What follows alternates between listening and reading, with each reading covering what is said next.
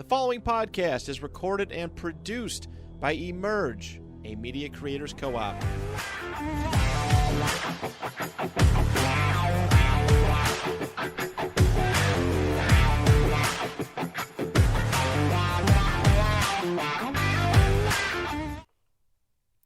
Hello, everybody, and welcome to the Trap Nerd Sports Podcast. I'm your host, Duke Clark, and I'm not being interrupted this time because Joe has more important things to do today, apparently. Yeah, this dude just gets a phone call right as we start recording. He's like, he acts like he has important things to do. He has nothing important to do. There's literally nothing going on in that phone call. He probably DoorDashed like Chipotle here or something. There he is. Joey! I had to talk as much as possible to like get you off the phone. Joey! How's it going, Joey? Badass. On time, unlike somebody in the white jersey over there. When this show started, someone was on camera and someone wasn't. So I was technically, if you want to be technical, I was on camera when the show started. That's true. That is true.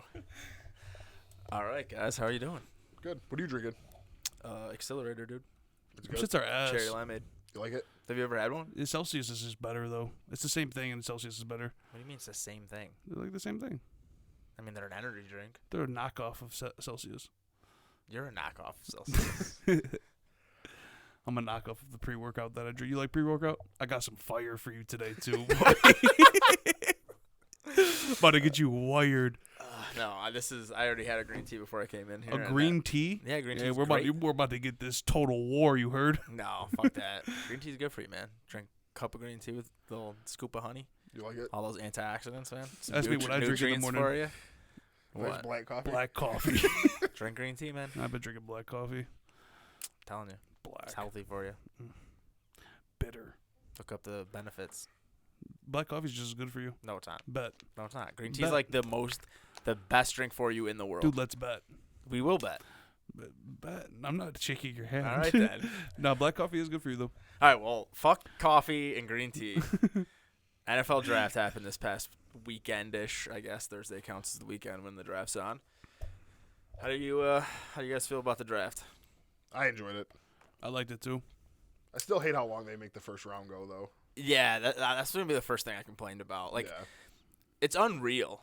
It took 4 hours. Well, what, it started 8? Yeah. So, like, 3.5 hours for the Bills to pick, and then, like, another 20 minutes for the draft to end. But it does not need to take 4 hours. It's silly. Think about what they do, though. It'd be like the pick is in. Then all of a sudden they go to a commercial. Then somebody starts talking. Then they're at the announcers or the people covering it. Yeah, analysts and stuff. Yeah. And then they'll be like, and the Jacksonville Jaguars select. Yeah. Well, that's truly why they make it a spectacle. They don't do it like to make it a thing for the fans and stuff. They're like, the more we get fans involved, the more money we can make off of advertisements, and that's why there's a lot of million, people watched it. Yeah, like 11 million, like 12 It was million like people 12 million watched it or people, something yeah. like that. But it's like, they literally, I love it, so I'm being a hypocrite right now. But, like, we don't need to watch it. Like, the player gets picked. We have nothing. It's fun, though, man. Like, it's fun waiting, but at the same time, it's not. Especially when you're like anticipating when the a player to go somewhere, and then all of a sudden somebody, like, jumps up and takes them. It's fun. Yeah, but what I'm saying is they basically do this. They drummed up this thing to make it this big thing so they could give us 8,000 commercials on day one and make it a 4-hour thing. It does not need to be 4 hours. Like, what each team has, 15 minutes? 10 minutes on the clock. Like, math ain't math in here. Yeah, what's that? 300 minutes? 320 All I said was minutes? that the math wasn't math, and I never said I could do the math. 320 minutes? Because the math is kind of math, and now that I'm thinking about it. It is mathing. It is. It's very mathing correctly entirely. Actually, yeah. So they get less time in the second and third round? No, they just put their picks in faster. They announce them faster. You would think that they would need more time to think about it. And, like, the second and third rounds, like, when you don't know who these people are. I got to do the math. You're right. It's 320 minutes. Yeah. That's almost 4 hours. That's 4 hours, right? Yeah, it's 4 hours. Is it 5 hours? It's 5.5 hours or 5 hours. Oh, yeah. Oh, yeah. Yeah. So actually, that math isn't mathing. No, but not That everybody Are you sure? takes the 15 minutes though. No, it's 10 minutes. It's 4 hours. It's 10. It would be Not everybody takes. It's the 4 10. hours, not 5 hours. Okay. So 32 10 teams times get 10 minutes. With a 31 That's pick? 360. There's 31 20. picks. Oh no, you're right. It is 5 hours. But, It's 5 but hours and either 15 way, they minutes or don't all something. take the. They don't all take the 10 minutes. Yeah, but the math's not mathing. Yeah, with commercial breaks and stuff. It Well, should the- be like the a time- 7-hour The day, time, honestly. no. Well, the time. I suck at. They do math, it pretty bro. fast for us, honestly. No, the time but the time's going while the commercials are going. That's Yeah, what I it know. is. Yeah. Yeah. Wow, I'm a fucking idiot. I thought that was 4 We hours. tell you that. It We was tell you that 5. every episode, brother. I know. It's because I own it, man. I need to stop owning it. Nah, you're doing the right thing. All right. Well, we'll start with the Bills and the Packers, and then we'll go over our winners and losers. I love the Bills draft. I like getting Kincaid where we got him. I would rather get just because historically tight ends take a couple years to other than Pitts, we haven't really seen a tight end just immediately come in as a rookie and have an impact, and that's what we need. But where we were picking, what was left, the draft was happening perfectly for the Bills, and then 4 receivers in a row. Yeah, it was crazy. So, They all like- just Bing, went. bing, bing, bing. Yeah, I feel like we probably could have gotten up and gotten one of those guys, and all We of, for sure could have done that. I would rather have Kincaid over Flowers and probably over Quentin Johnson. Nah, I think so. maybe. We gotta see. The thing is Kincaid, a lot of people were saying he might be the best pure pass catcher in the draft, tight end or wide receiver. Well, here, But the thing is he's not it's all up to Ken Dorsey whether this pick works or not. We have a legit starting tight end in Dawson Knox. They need to use him as a big slot the way Jimmy Graham was used, the way Kyle Pitts was used before Or Arthur Kelsey. Smith decided to do whatever the fuck he's doing in Atlanta. Mark Andrews. Andrew's more of he lines up as a traditional. Obviously, he runs more Runs routes routes, than yeah. blocks, but he's usually lined So- up as a tight end. But I was skeptical at first because I was tight end, what the fuck, So I went home and watched mad videos on him and this and reading people's posts and I'm completely happy now with the pick. for where we Dudes were, are- we dudes did are- the best. Dude's just a route runner. He don't even block. Yeah, he's not gonna. He's gonna be. Yeah. Yeah. So I like his story too. I guess he didn't have any offers, just like Josh Allen. And then he was a walk-on. Where'd he go? Utah, right? Utah, yeah. He was a walk-on to Utah, and then he just went in the first round. I don't know. The fun. way the reason I do like it is because I think he was by far the best player available offensively. PFF had him ranked top 10. Most people had him ranked top 20. I don't know. I didn't really see him going at. PFF had him at 10. I'm getting mad phone calls now too, man. We're important today. Uh-huh. Yeah. So Your pops? huh? It's your pops. It was my dad. Now it's Zito. Oh, okay. Same thing. Shut the fuck up. No, so I do like the pick. It just for us where we are, whether we win on that pick or not, is if he can contribute this year. Because I do think 2-3 years down the line, he's going to be a huge Cole part Beasley of our said offense. that they were like, "Yo, are you coming back?" And he was like, not after them picking Kincaid. He was like, they're showing they don't want me back. That's what Beasley said? Yeah, on Twitter. Well, yeah, but before that, he was basically just talking shit about the guys who are currently in the wide receiver room. He was I'm by far the best slot guy. They tried replacing me with McKenzie. I don't think he said McKenzie by name, but he was they tried replacing me. It didn't work, so they had to re-sign me. And I'm by far the best slot receiver they would but have. he recognized that though when Kincaid got selected that he's not coming back and Kincaid's gonna be our slot guy. I hope so, man. He's a guy who can stretch the seam, hopefully open the field for other guys. But Dude's nice at catching. He'll go up and no, get yeah, it. he's the guy. He runs the fucking routes. It's just we need Dorsey needs. That's what Dorsey wanted. All the mistakes Dorsey made last year, this year he needs to use the guys we have the correct way. Before they picked Kincaid, Bean texted Josh Allen and was like, "Kincaid." That's all he said. He said Josh Allen didn't stop calling him. Look how happy he was. But if he was calling him, be like, "No, please don't." No, and then so we get Kincaid. I feel like it was a big steal. We only had to trade a 4th-round pick to get up for him. It was only 2 slots. Dallas had to be sick. Dallas was. Who they end up with? pissed. They got that dude from Michigan who I like, What's his but name? still, I don't know, Shoemaker. or something. Shoemaker, yeah. He's in a Shooney. I don't know why they're so mad. I liked Ferguson, but that's a different. Yeah, He's still different gonna be their conversation. guy, probably. Yeah, but you're going for a guy in the first round. You're getting him in the first round, And then the second round, Osiris Torrance.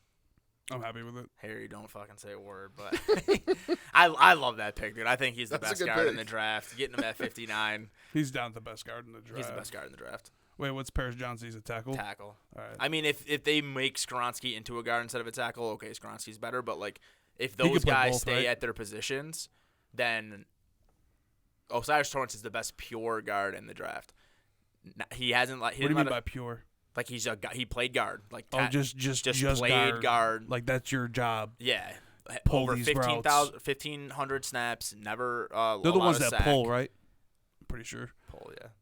Never allowed a sack. 90 run grade in PFF. He's not weak in the run. He's not weak in the pass, and we've dealt with that. Like Quentin Spain was great in the run game, could not pass block save his life, so we caught him, and then our run game. We And got like that other dude too. We got another guard too. yeah, well, that guy's in the 6th round. We'll see how. I mean, we got Wyatt Teller in the 5th round. He's an All Pro now, but I don't know, dude. I love Osiris Torrance. I've been like trying to get him in the 1st round. You think this he's entire immediately time. gonna Oh yeah. start? Oh yeah. Cool. Yeah. Wait, Bates, where? What side? Right. McGovern's probably gonna play last. We'll see. McGovern might not even start. You would know honestly. better, actually. Huh? Where do you play in Florida? I'm not even sure, honestly. No. This dude will know everything about the 3rd guard off the bench at Utah State. No, I didn't really pay too much attention to Florida this year. They kind of just sucked. Yeah. That's why I thought I would know more, but I really. Anthony Richardson. We got 2 Florida guys this year. Who's You the guys other got one? Justin Justin Shorter. Shorter. Oh, yeah. Shorter, yeah. Was Who- he good? I don't really know. Attention. He was just a guy who would like extend the field. He's has, like, big. Florida. Yeah. His like, name's Shorter, and he's large. Florida's pass game sucks, so you can't really judge like who was good and who wasn't. That's fair. Wait, wasn't Anthony Richardson your guys' quarterback? Yeah. He sucks at throwing the ball. I mean, there was just a shitty offense, like a shitty scheme. And Richardson was really inaccurate. He just had a lot of good moments. That's why they were like saying like if they could fix it, that's why Right, they were, like Josh yeah. Allen or whatever. Yeah, that makes sense. It says he could play right guard or left guard. That's kind of nifty. Yeah. So I love that pick. Who else we get?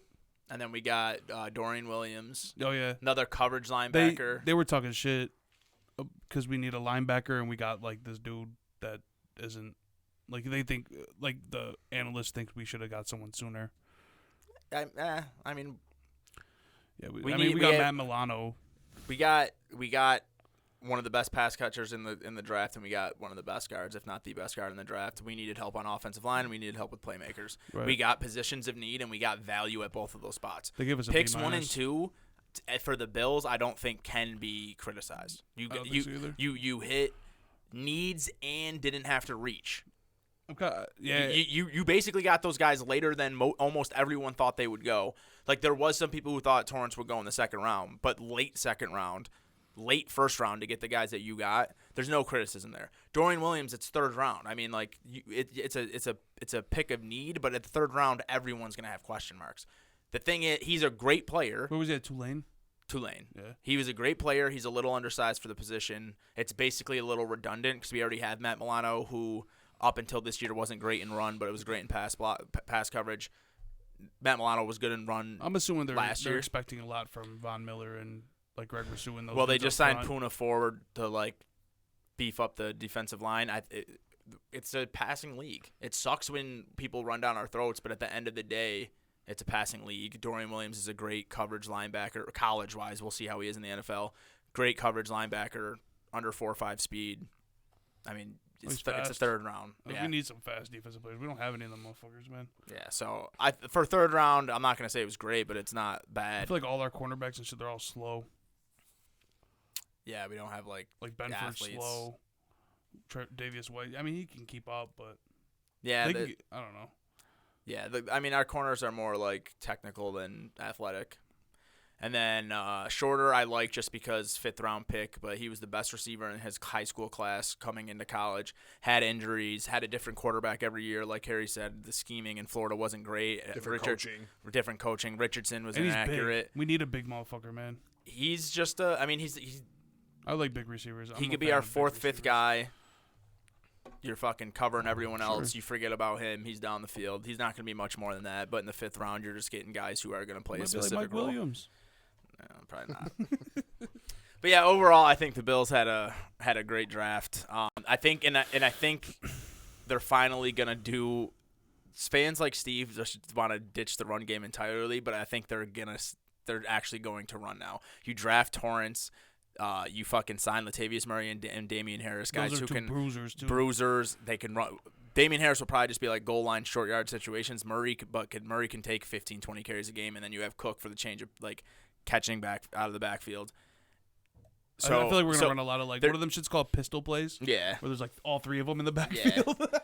So I think they did everything they're building a run game in a cheap way, just so we have it, but we're not spending a lot of money on it because it's not that valuable. So And we still have Josh Allen. So yeah, but Josh Allen already said he's like I'm not doing this. He said he knows that his time for not doing it is coming. Yeah. That doesn't mean he's not gonna do it this year though. It's time to start. It's time to only use him when it's important to use him. You need a touchdown. I like when he be hurdling people though, man. Yeah, I do too. But I he mean, will like, definitely hurdle someone. how long did Cam Newton's career last, dude? I mean, Cam Newton He's was back already. Where's he at? Detroit? He'll be on a Cam's practice on the squad. team? Yeah, I didn't even know I think he's on Detroit. I don't even know. He went from MVP to like irrelevant in 3 years, dude. Yeah. No, was they were crazy. saying a lot that like, if you look at the guys they kept in the offseason and all the changes, the 12 between the draft and everything, they were saying like, this is Dorsey's. They focused on what Dorsey wanted Yeah. because that was kind of what they were all saying. I saw that heard that on the radio as well as like on TV. They're like, Dorsey's got to kind of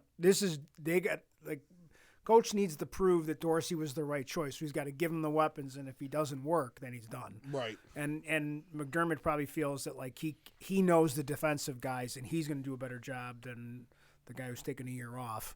So I think they like really focused on letting Dorsey get what he needed, like his shopping list, and McDermott's like, I'll take care of my guys that I already have, and makes just give me a sense. few more pieces. That's not my opinion. A lot of guys were talking about it on the radio, and then I even saw that this almost like a similar conversation, like because Dorsey's kind of unproven, and he kind of likes this set with the two tight ends. Yeah. Like he did that wherever he was with before, and they kind of think like Kincaid can be like, like Kelsey. Like they feel That'd like be cool, yeah. not as good, obviously, like, but he could Yeah. maybe be that dude. So Yeah, I don't like- know. I mean, based on that little stuff, it seems like they did do a nice job. And usually they stink at the draft, so I thought they got like an A- at least in terms of, at least in my opinion. I think they did great. We did it like we criticized Dorsey a lot last year, and we criticized the fact that they again weren't running the ball. But once again, like our offensive line run blocking grades were awful. Like Dorsey's probably thinking, I'm not gonna run because our fucking offensive line can't open holes. And I have Singletary, who's good when he gets the ball, but you really can't give him the ball more than 15 times a game. He's 5'7". Same thing with Cook. He's skinny as fuck. So like now, this is the year. You got your bruiser. Like offensive line is massively like overhauled. I still hate. We still have Spencer Brown, which is like the one question mark left. He might be better though if the rest of the line's better. He Could, might get better. Hopefully. Yeah. And it's only his third year now, Yeah. so we got to give him a little bit of time, Yeah. I guess. And I loved I'm him. still I a loved hater Spencer on him, Brown but- in the draft, and I hated it. And his He rookie was year fun when he wasn't like bad. crushed a beer on the sideline or whatever, but Yeah, so I don't know. Like Dorsey has his weapons now. Like he needs to figure it the fuck out, or he's gone after the end of this year. But anyway, overall, I would say A-. I don't know. I love the draft, I'm happy that we just hit every like point that we needed. and I didn't have to reach for any of them. How you feel about the Packers? So I am happy with the Packers draft as far as like hitting all the needs. It was the first draft since 2015 they didn't take an offensive lineman, which I was happy about. And I just wasn't sure of the players. We took 3 receivers and 2 tight ends, which I thought was awesome. But they weren't any of the guys that I liked. Yeah. But the more I look up Jaden Reed and see his highlights and follow these guys on Twitter, it seems like that dude might be a steal. You told me you like Musgrave, right? Or what's Musgrave? Yeah, like Musgrave to me was like he's not as good as Kincaid, but if you weren't able to get Kincaid, he could probably play like a similar role. Yeah. Like athletic pass catching tight end. Initially, we were mocked to take Kincaid at 13, which I would have hated just for the spot. I would have liked to trade back and take him at like 20 or something like that. Yeah. Which obviously we didn't end up doing. I was cool with Luca Van Ness or whatever. Oh, yeah. I really wanted JSN, but that Green Bay just isn't going to do that. Probably ever. They're just never going to take a receiver. So the way it ended up going, taking him at 13 and then still getting 3 receivers and 2 tight ends, I was happy with that. So we'll see. And we drafted Carlson's brother as our kicker. Did you? Yeah. And Carlson sucked in Minnesota. And then when he went to Vegas, the special teams coach like apparently turned his career around. He's our special teams coach now. So hopefully this dude comes in and is real nice at kicking because like Crosby's gone and shit. Yeah, I didn't really look into Jaden Reed at all, like during the beforehand process, but everyone loves him. Like everything I'm seeing. He's short though, right? Like 5. He's short, but like he's like 5'10", I think. But they were showing him on like a 2-point conversion against Michigan. They just hyped him, just, like, launched it up to him. He just went right up and got it. He seems like he's got real good ball skills. So I don't really know a lot about him. I'll probably look him up after. And then we moved back from 45 to 50. We gained 2 fourths. In one of them, we got this receiver from Virginia who, again, this is according to like Packers writers. So, you know, take it how you want. But they're saying, oh, what a steal. Like this guy shouldn't have been there. They're saying the tight end from South Dakota State we got shouldn't have been there. I don't know. I mean, we'll see. Of course, you know, they're going to talk these picks up. Who did you guys pick after Tucker Kraft? Who was your you had 2 picks in the 4th round? Oh, this is the 3rd round. So you got Tucker Kraft in the 3rd round. 4th round, you got Colby Wooden, defensive line, and then Sean Clifford, which I don't like that pick because I don't like Clifford, but apparently it's just for his smarts or something. Yeah. It's not like for him to come in and play. And you do need a backup. So. Yeah. But I wouldn't want that though. Like that's why I wish they would have just took like Bennett or something. Because like if he has to come in and play, we can't win. He stinks. What's his name again? Sean Clifford. But apparently he was drafted because he's supposed to be like crazy smart. He just sucks at doing it. Yeah, like I don't want him to come in and have to execute it, but maybe he can help Love and help the QB room. But yeah, this Datavion Wicks dude at 159 we got from Virginia, I guess is supposed. I mean, how good can he be if he was there?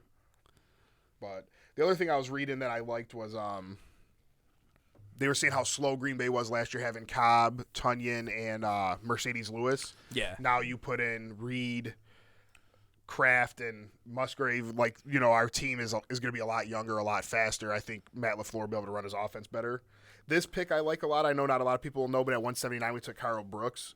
I watched him play at Bowling Green, like those Tuesday night games and shit. But he's real undersized, but he was a beast. I don't know if it'll work in the NFL being that small, but he was a monster in college. I think he set the Bowling Green sack record. Is he a linebacker? Yeah. Well, how big? He's like he was a defensive end, but I assume he'll play like that linebacker pass rush role.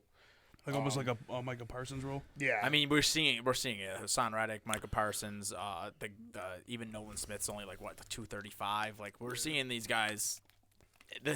It seems like the NFL is getting smaller. It's getting like smaller and faster. I mean, you got guys like fucking Jordan Davis and shit still, but. Yeah, overall, I think the Bills. I like what the Packers did. I like what the Bills did. I think the Packers, like, I legitimately think Musgrave will be like a guy. Like he's gonna. So Josiah's no longer. No, I mean he's still gonna be a part of the offense too. Who? Josiah DeRigo or whatever. He's about to lose this. Yeah, he'll probably end up like he's gonna have to prove something. Right. I would be surprised. Like Tucker Kraft and Luke Musgrave like together in 12-man personnel.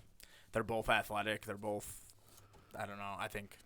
I don't know much about Kraft. I was just kind of like reading about him. His highlights seem kind of crazy, but he played at a small school, so you know how that goes. Yeah, and we're gonna be a lot faster, a lot younger. So I like I said, I do like the draft, but it's just a typical Green Bay draft. I don't really know the players. Like Reed, I seen mocked going in like the 80s and 90s, and we took him at 50. Which is fine. I'm okay with it. That's their guy. You think like Hyatt or Downs or all the big names that we talk about, and we end up getting Reed at 50. So we'll just see. If I was surprised how low Hyatt went or how far he dropped. Yeah. Yeah, I think it was the Tennessee offense issue. Like I think people are just really. They're just assuming anybody could have played that role where somebody Yeah. like Reed played on Michigan State who never has like a great passing offense and he still was able to like put up numbers. Yeah, but all them dudes went late. Hendon Hooker went late too, right? Well, he's 25. Is he really? Yeah. I didn't know he was that old. Yeah. And he's coming off an ACL. So he's 25 coming off a late torn ACL. He went to the Lions, right? Yeah. That's why I was surprised you said Cam went there. I guess he didn't. I thought he signed with them. He was talking. He was talking with some teams. I don't know if he actually signed with anyone. Bro, I read that he went there, and then I just looked again. The whole article that I read is not there. It was a dream. It was a dream, probably. Yeah. Yeah, I don't. Because he was talking about playing again. He like got on the. These dudes are mad funny. He went on that podcast with like all the old players like Brandon Marshall and Crowder. I don't remember. I forget what the podcast is called. But he went on there and he's like, "You can't tell me that there's 32 guys in the league better than me right now." And the Crowder dude with the long hair was like, "Yes, I can, Cam. They're all starters in the league right now." Basically, he was like maybe 4 or 5 years ago, but like, yeah, he was just super real with them, and I mean, that's a different fucking. Yeah, he's still a free agent. Yeah, I sure as hell wouldn't want him. I'd rather have Sean Clifford. No, you wouldn't. I would. Dude, Cam sucks. I mean, He at might have least just Clifford been New can throw a England. ball 40, 50 yards. Yeah, that dude sucks. Like, I'm good. And Clifford can run and shit, so. All right, Cam or Danucci? Cam. All right, thank God. I don't know, man. Danucci's got a job in the XFL. Do you remember that? Do you remember we were in like Minnesota? Where were we? Rochester, Yeah. Minnesota. Yeah, Rochester, Minnesota. Watching Ben DiNucci versus whoever the backup was on the Eagles at the time. So past the Bills and the Packers, winners and losers of the draft. The winners are so fucking clear to me. I think the Eagles had the best draft weekend of all time. Well, especially, like, them being the NFC champions and getting what they got, to me, just wasn't even right. I mean, yeah. I like, though, like Houston went and got their guys. I hated Houston's draft, but They went and got their guys. Houston's dead. We'll Maybe. get. I want to get to there. Even but when you look at mocks next year, they have Arizona picking 1 and 2 now. They're 3 and 4, 2 and 4. Yeah. They have them getting Harrison Jr. and Caleb Williams, and that's something I think, we can talk be about more disgusting. about. I think Arizona was the winner, though. How many picks? Yeah, they they got? Cardinals were one of my winners, but I just want to talk about the Eagles real Yeah, quick. we'll stick to the Eagles. Because one, like you said, they made the NFC Championship, or they made the Super Bowl, and then they get arguably the best player in the draft. Right. So that Bears one, did right? The Bears did that. Well, Yeah. nine teams did that.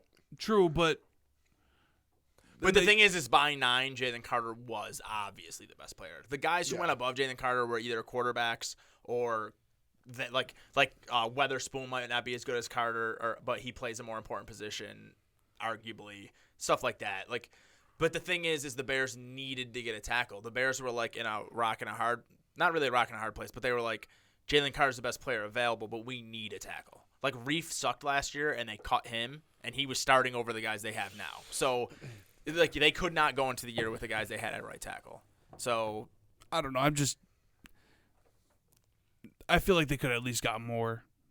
they could have gotten more. That's That was the all. loss. Fourth. The fact that's like the fact that the Eagles get the best player in the draft, they trade a future fourth, which is going to go to the Texans for me being a loser because they gave up so much to get a player that might not be as good as Carter. I love Anderson. Who did they draft again? Anderson.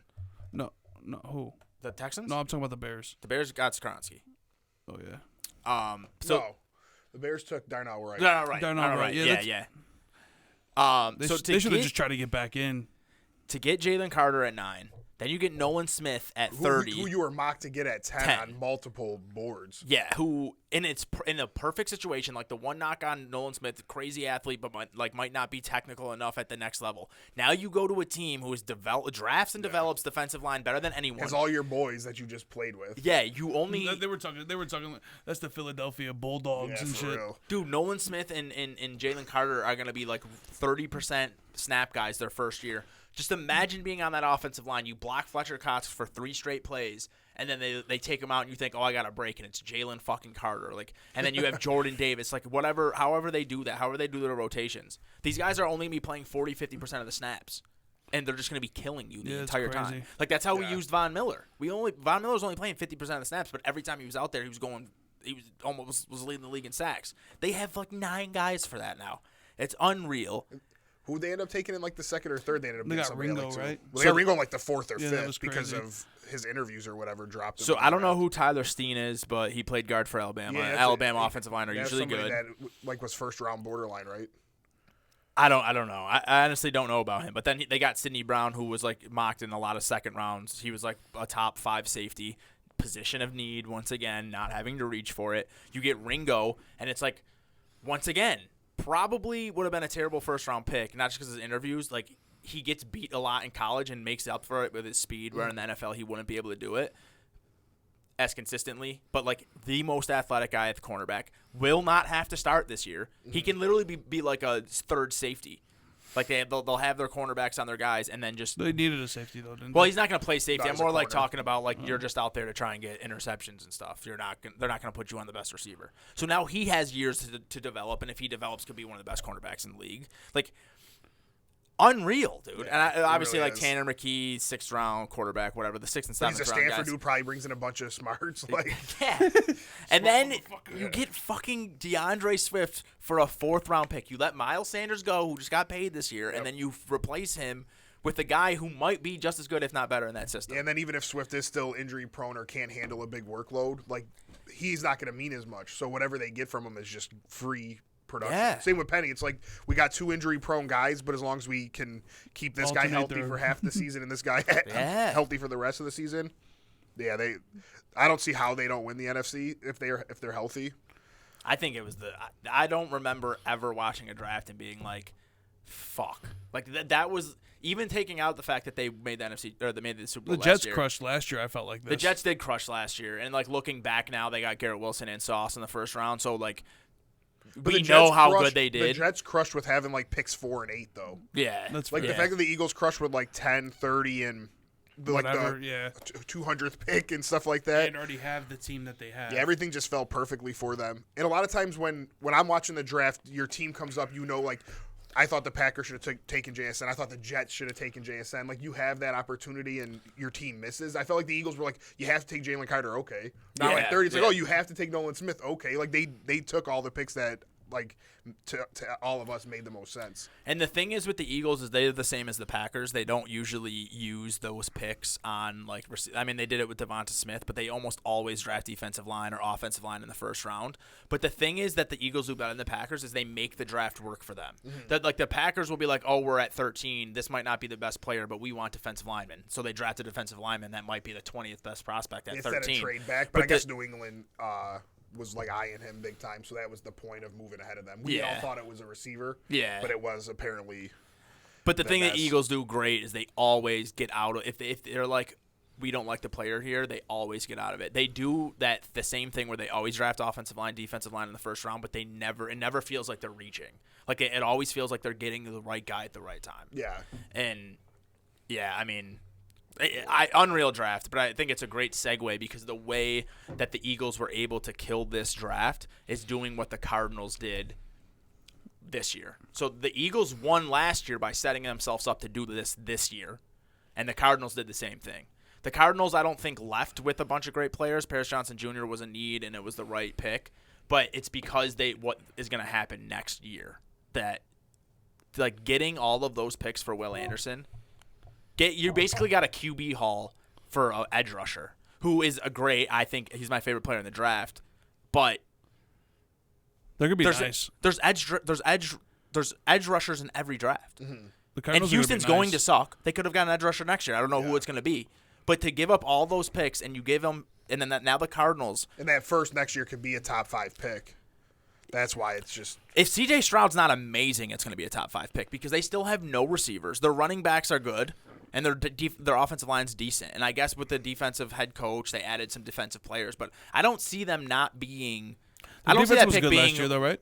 What's up? Their defense was good last It was year. up and down. Like Jalen Petrie was really good. Stingley was like bad at times. Oh, I good forgot at they have times. Stingley. It was good for what it was. I mean, Yeah. it wasn't That's good what I meant. like in real life. Yeah. Like they weren't stopping people or nothing. Just the fact that they basically got more for that pick, or more or similar, depending on how you look at it, than the Bears got for the number 1 pick, and the Bears were trading 1 for the 1 pick instead of the 2, and 2 to get a quarterback.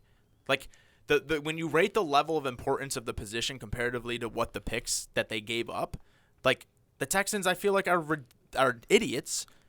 And the Cardinals make out like fucking bandits, dude. Like now their offensive line is starting to get built. Next year, if they want to move off of Murray, they might be able to like, draft Caleb Williams. Well, yeah, they're going to have probably the first pick. Like every mock has them being the worst team. Yeah, they're gonna be because- awful. They don't have a quarterback. They don't have once they give up Hopkins, all they have is Brown. I mean, I Yeah. guess Ertz. Like Connor might probably will fall off a cliff because they don't have a Greg Dortch, quarterback. No, they're gonna be awful. Worst, I don't know, but. The fact that they might have 2 top 10 picks next year, Oh, they they can will have 2 top 10 They picks. can decide. They can decide on whether or not, like, they're gonna, even with Murray being hurt, can get a haul for Murray, or if they want to stay with Murray, get a haul for whatever pick could be Drake May or Caleb Williams. I don't see how they don't take Caleb Williams though. Probably a smart idea. I think you should reset the clock. Especially because you can get so many good assets for Murray. Yeah. So you get like Williams, Marvin Harrison. Where would Murray even go? And there'll be plenty of Everywhere. places, yeah. Yeah, there'll be The Bucks. So let me find this trade real quick. So Cards trade Texans. Yeah, it was definitely robbery. But then they gave up. So they wanted Paris Johnson Jr. I just at like 2 what Houston or did. Though. 3. They wanted their guy. They went and got their guy. Yeah, but it's just not. You got to think like. So Maybe they think Will Anderson's gonna be the next biggest thing ever. So they got 12, 33, a first next year, and a third next year to move back 9 spots. They gave up pick 33 to move back up to 6. They were probably going to take Paris Johnson at 3. Exactly. They got the player they were going to take at 3 at 6 and still got the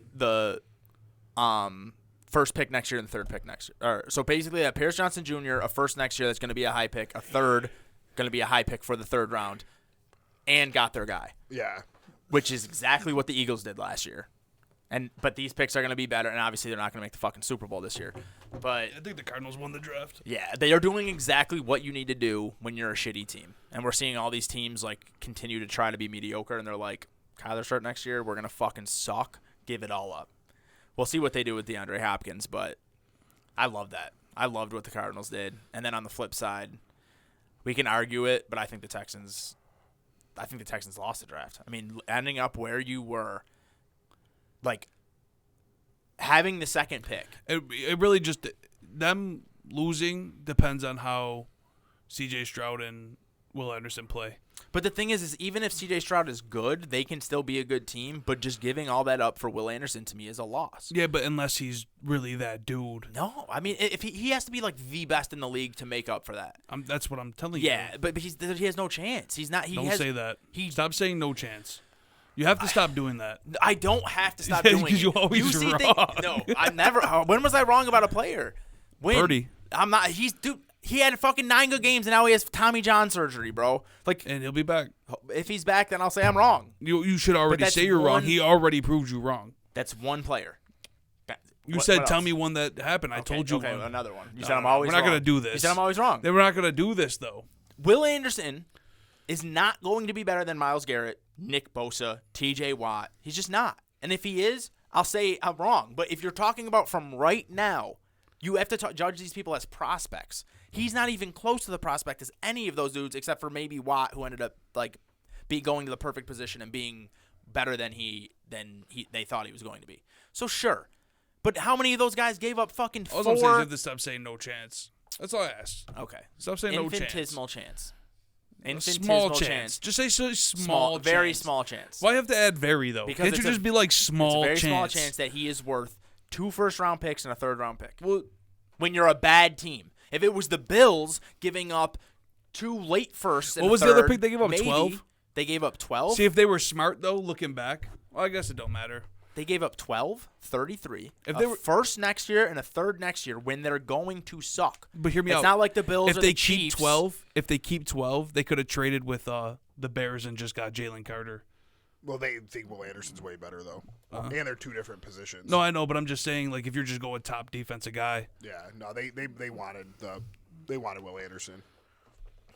It's just like But Cardinals they gave are up gonna Marvin. They gave up Marvin Harrison Jr. Basically. Who went 33.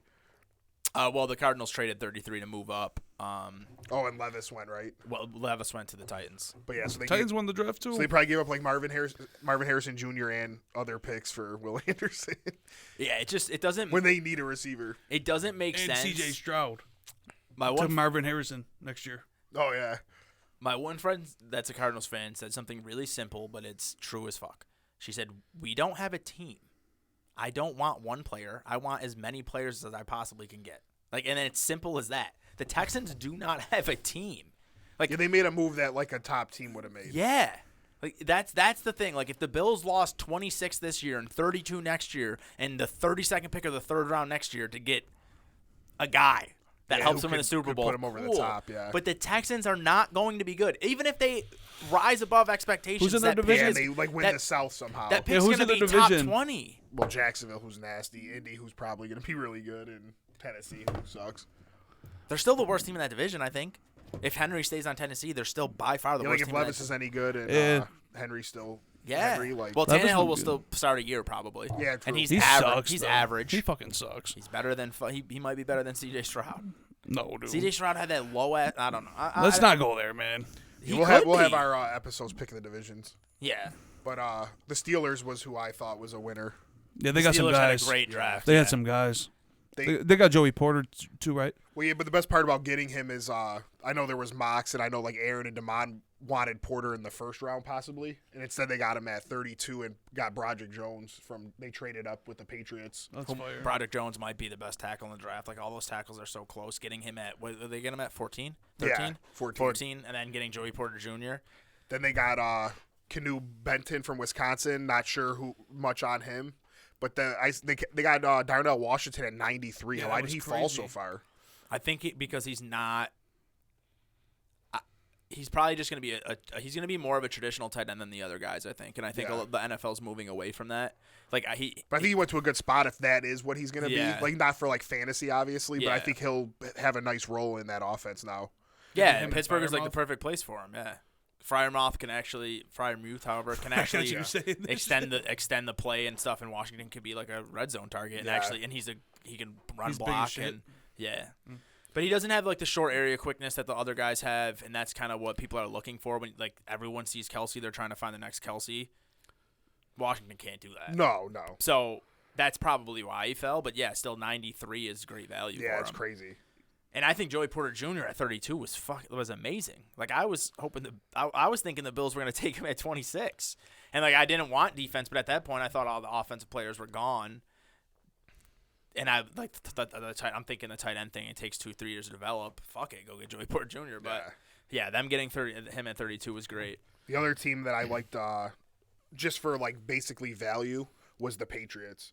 They traded back, ended up with Christian Gonzalez at 17. Oh yeah, I forgot they did that. Keon White went 46. He Yeah, was it was- mocked to go first round. Yeah. And then obviously the biggest steal of the entire draft at 187, they got Butte. So I can't believe he fell so far. people will learn. Yeah. I don't know if like hopefully New England don't ruin his career, but it's actually a good landing spot when you think about Yeah, I it. He's like going it. to New England to compete with who, Juju? Yeah, he'll probably he has a chance at being the third receiver there. I mean, going Wait, who into is last Myers year, left? Yeah, Myers Yeah. left. going into last year, after Jamar Chase opted out of his last year of college, or that year of college, Butte crushed. And if you looked ahead at mock drafts, Butte was projected to be like the 7th overall pick. Like he's supposed to be the best receiver. And he had some attitude issues, didn't really work out with Brian Kelly, but I don't know. I think he's going to be really good. And it's just New England's luck, too. Like they're going to turn this 187th overall pick and he's going to be like a stud. Yeah, I agree. I would have. We got shorter, like what 20-something picks before him. I would have rather had Butte. Like we already added speed in free agency. Like I would have liked to get him. That's where I like getting guys like that in like the fourth. Yeah, fifth New England rounds. always Like, takes risks because it's like low risk, high reward at that point. I mean, they traded back, they let guys fall into their lap, and Mark was like, man, we need a receiver. But instead of like reaching on a receiver that they didn't think was good enough, they ended up getting all these talented players, and they got a receiver. getting who- Gonzalez at 17. Yeah, like that was crazy. Wasn't he like mocked to go to Detroit at 5 at some drafts? Well, like we were saying before the draft happened, it was like players can go either fucking 6 or in the 3rd round. Yeah. It was basically like it was between Weatherspoon and Gonzalez, like what people liked. But it worked out for New But to England. get him at 17 was Now great, your defense is even better than it was, and you know now you could focus on your offense moving forward. But I thought that was a steal. Yeah, I think they won the draft. I don't think they won the draft, but I think they had They a were very a good winner, draft yeah. for what they did. And then our other team that we need to talk about is the Seahawks. Yeah, they're great. They were like that. They're the last They might winner be the for best me. team in the league. They're They basically draft they're going to be the really well. Jets last year. Like amazing team. If Geno Smith can be average again, they're going to be good. But the thing, Geno Smith, they're still only going to go as far Geno as Geno Smith to Smith. Jackson and Jigba Smith or whatever. Who'd Seattle take first? They took So Witherspoon. they took Witherspoon. Point of need. Might be the Now their best corner. secondary is great. Like, Yeah. roll in him and Kobe Bryant, like that's just silly. Unreal. Then you get JSN to be which we your all third love. receiver. Yep, and then he'll gonna be step open right in all when the time. Lockett fades out. Yeah. He'll step right in. Yeah, he'll be And now open. Lockett's going to be open every play this year. One of them will be. Yeah, but especially they got to put some bigger corners on these guys. Lockett's going to be in the slot just dusting linebackers and shit. JSN will probably be in the slot. Oh, will he? Yeah, because Lockett's a little I feel like he's not a faster. slot guy though. He's a route runner. But he's a route runner. He's a small route runner. Like Yeah, I he's gonna guess. get open. Like he could play outside. We'll see. Like we'll see how they I'll do probably it. play He's in I not Slot, smaller you're than Lockett, though, right? think they're both 5'11". Oh, wow. I think. Nah, he's not that I small. thought JSN was a bigger I dude. thought he was like 6'2" or 6'1". I thought so, too. I might be thinking of Addison. But I'm not good with that. Yeah, Addison's 5'11". Yeah, I thought JSN was a little bit bigger. He might be 6. Oh, you're right. Yeah, he's 6'1". Yeah, Yeah, so he Hey, might. Lockett's small. he's like 6'1". But Lockett's a lot faster Was he like than 208 him too. or something? He's 200 even, and that's if you can trust that. Lockett is 5'10", so not much smaller, but yeah. But Lockett's a lot faster. So, well, I don't know. We'll see how they do it. I'm sure they'll just mix it up and Yeah. keep defenses guessing. Before the draft, they were saying that JSN would probably be more better used in the slot, but can go on the outside. The only thing that surprised me about Seattle's draft was they took Charbonnet at 52. Yeah, I know. I mean, I guess now they feel like they have their backfield for years to come, and they don't have to worry about it. But Well, every team wants to have 2 running backs. I just thought if they were gonna go running back, it'd be more of like a pass catching guy. Well, Like, didn't Kenneth Walker, didn't he get hurt last year? Or no? he got Yeah, a he had little like that- banged up, I but he just was wonder still if playing. They want a guy though, just in case it happens again. yeah, but you don't use pick 52 on Yeah, a I don't know. what then. if situation. They must just really like him and think he fits their offense. And Maybe just like best player available, even Yeah. though He's like Jonathan Taylor. I as a Kenneth Walker, I have Kenneth Walker in Dynasty, and I hate that. But what are you see, gonna I'm do? obviously I just hate it for Charbonnet. Now I won't touch him ever. In fantasy. Yeah, Well, Walker's just gonna be the guy. I'm still gonna take him, but like I would have taken Charbonnet if he went to Anywhere else? just any spot. but Like, Carroll's one of those guys where it's like, why the fuck did Walker only get 40% of the touches last game? Like, yeah, it is. he was true. doing that with DJ Dallas and fucking what was the other guy's Chris name? Carson. like Homer. No, Chris Carson was Oh, dead. Homer. But Yeah. those He dudes was can catch. dead. Those He dudes retired can, at the beginning of the year. those He's dudes can not catch dead, the ball. NFL wise, he's dead. Those dudes catch the ball really well too. So you said if Charbonnet's, I don't know. I know he improved his receiving skills, so maybe they think he'll be able to play that role. I hope Walker's the guy. Oh, I- Walker's the guy. I'll probably draft Charbonnet still as a handcuff though, Yeah, if because you if have Walker Walker, goes down, yeah. Charbonnet. But Charbonnet's supposed to Charbonnet's go gonna- like top 12 according to rankings. I mean, you don't have to follow those, but There's not a lot of good fantasy. We'll talk about. There's some We'll save guys. that for another. There's some guys, but there's not a lot of guys. I can If say you I look wouldn't back touch at them. last year, all the running backs went to horrible spots. Yeah. Well, Besides the- Bijan. we'll dive deep into it because we're gonna need some content in the next couple weeks. But like, think about last year's draft. Think about the top 12 guys that went first Yeah. round last year, and then think about like George Pickens would be top 4 this year. Yeah. And he went like 12 last year. I got the number 1 pick, baby. I'm so excited. Gibbs actually went to a good spot. Outside of Bijan and Gibbs, Now the, that Swift is gone, the yeah. running back, well, he was always going to be gone Yeah, when that's they true. That's true. drafted Yeah. him. But all the other running backs like who am I thinking? Miller went to the Saints. I guess if what happens with Kamara matters, but right now that doesn't sound good. It's good for the future, I think, for him. Charbonnet, like I said, I can't think of some of these guys now. What's his name? I can't pronounce his name. The guy from Oh, the one that went to Miami? yeah, I that think was that's a good that's spot. a Other good spot. Texas dude.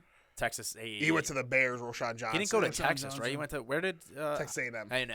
So that was a good spot, but I don't know. I don't like a lot of the spots the running backs landed. A lot of the Well, guys. Gibbs in Detroit's good. Yeah, I said Bijan and did you? Gibbs. Yeah, Bijan and Gibbs went good spots. But the thing is some of those guys are good spots for the future for dynasty leagues. Like Miller, if I would have no problem drafting him. but I don't even know if I because- think he's that good either.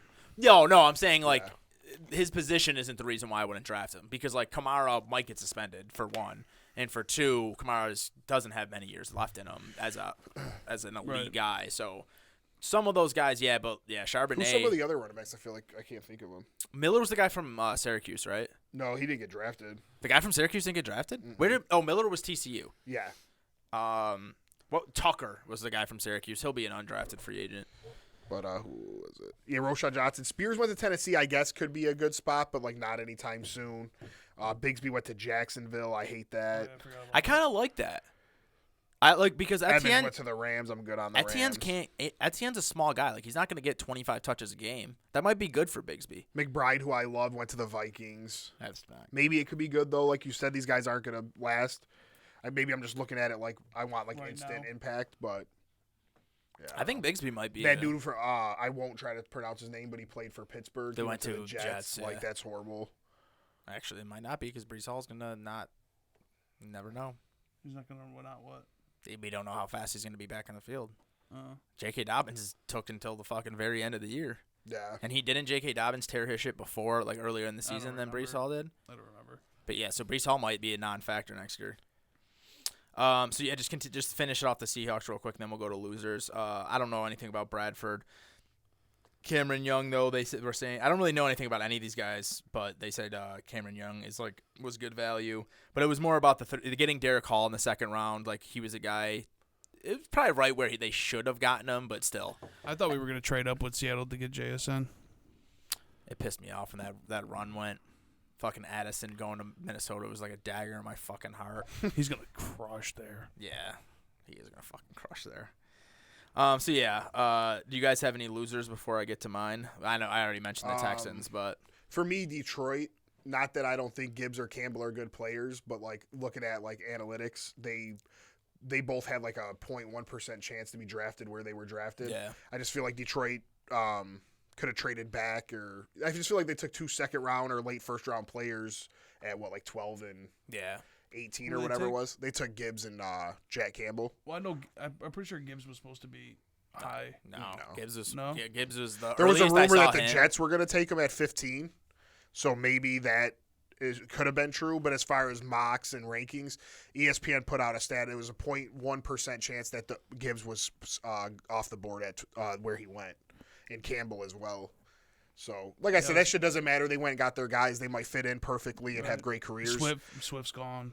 But I don't. Well, the thing is, with what you're saying is everyone talks about running back being less important now. But on the other side of the ball, that's linebacker. Like middle linebacker is the analytics-wise the least important position on the field. It's a position where you can get guys in later rounds that will end up being all pros. Like, that's just it. Like, I mean, like, you just don't need to. And I do love Jack Campbell. He was a guy I was hoping would slide to the Bills in the second. Right. But in the second, like, I didn't see a single. I've seen maybe 1 or 2 mocks that, and I guess, and mocks don't mean anything, but they kind of do give you like a feeling. The earliest I saw him getting picked was to the Bills at 27. Mm-hmm. So to get him at 18, sure, it's like a good player to add to a team with a defense that needed help. But they had Malcolm Rodriguez last year who played decent. He was a 6th-round pick or 5th-round pick or whatever he was. So, yeah, I agree with you. And even taking Gibbs, like you just signed David Montgomery, who's going to be good, and you did have Swift. So unless Swift has some type of medical issue that they kept hidden well, which and they know in trouble for. Yeah, and they know like he's not going to last. I just feel like he gets hurt a lot, don't he? He does, but that's why you signed David Montgomery, or you could have kept Jamal. But Montgomery, Williams. I feel like gets hurt too. Yeah, but that's all. That's all. I get what you're saying. Jamar Gibbs could get hit by a car. I mean, Swift doesn't but have I'm a saying serious they might. injury. But in what I feel like what they're thinking is like, let's go get a guy that maybe he won't have injuries. Yeah, let's spend the 12th overall pick. I don't know. Where we have 2 talented running backs and let Jamal Williams, who just broke Barry Sanders' touchdown record. Yeah. Where did he go again? He went to the Saints. Oh, that's who went to the Saints. Oh, yeah. So, again, Gibbs might be the next coming of Barry Sanders. I don't know that. It might be the best pick of the draft. We might look back at it and be like, wow. But looking at it now. But I'm just saying you have this great team, and the one spot where you had depth and strength that was running back with Montgomery, Swift, and you could have had Williams, and you use the 12th overall pick. I feel like they should have gambled, traded back. If the Jets take them, then that's stupid on their end anyways. So yeah, the way I look at it is, so the Falcons are one of my losers, and we'll get to that. But at least with the Falcons drafting Bijan, you shouldn't draft a running back in the top 10. But if you were going to do it with one since Barkley, it would be Bijan. Right, he's supposed to be a generational talent. 2, they run an offense where even though running back might not be that important to the rest of the NFL, it is very important to them. It's just like the Ravens and like the Titans. Like they run an offense where the running back is more important than it is to other teams. Yep. So even though, once again, I still don't think they should have did it at pick 8, at least he's going to have an immediate impact. Like they have Algier and Cordarrelle Patterson. That's not a good running back. Cordarrelle Patterson's 34. Like I like he's Algier, receiver, but and Algier's a 4th-round pick or whatever who didn't seem like he could play every down.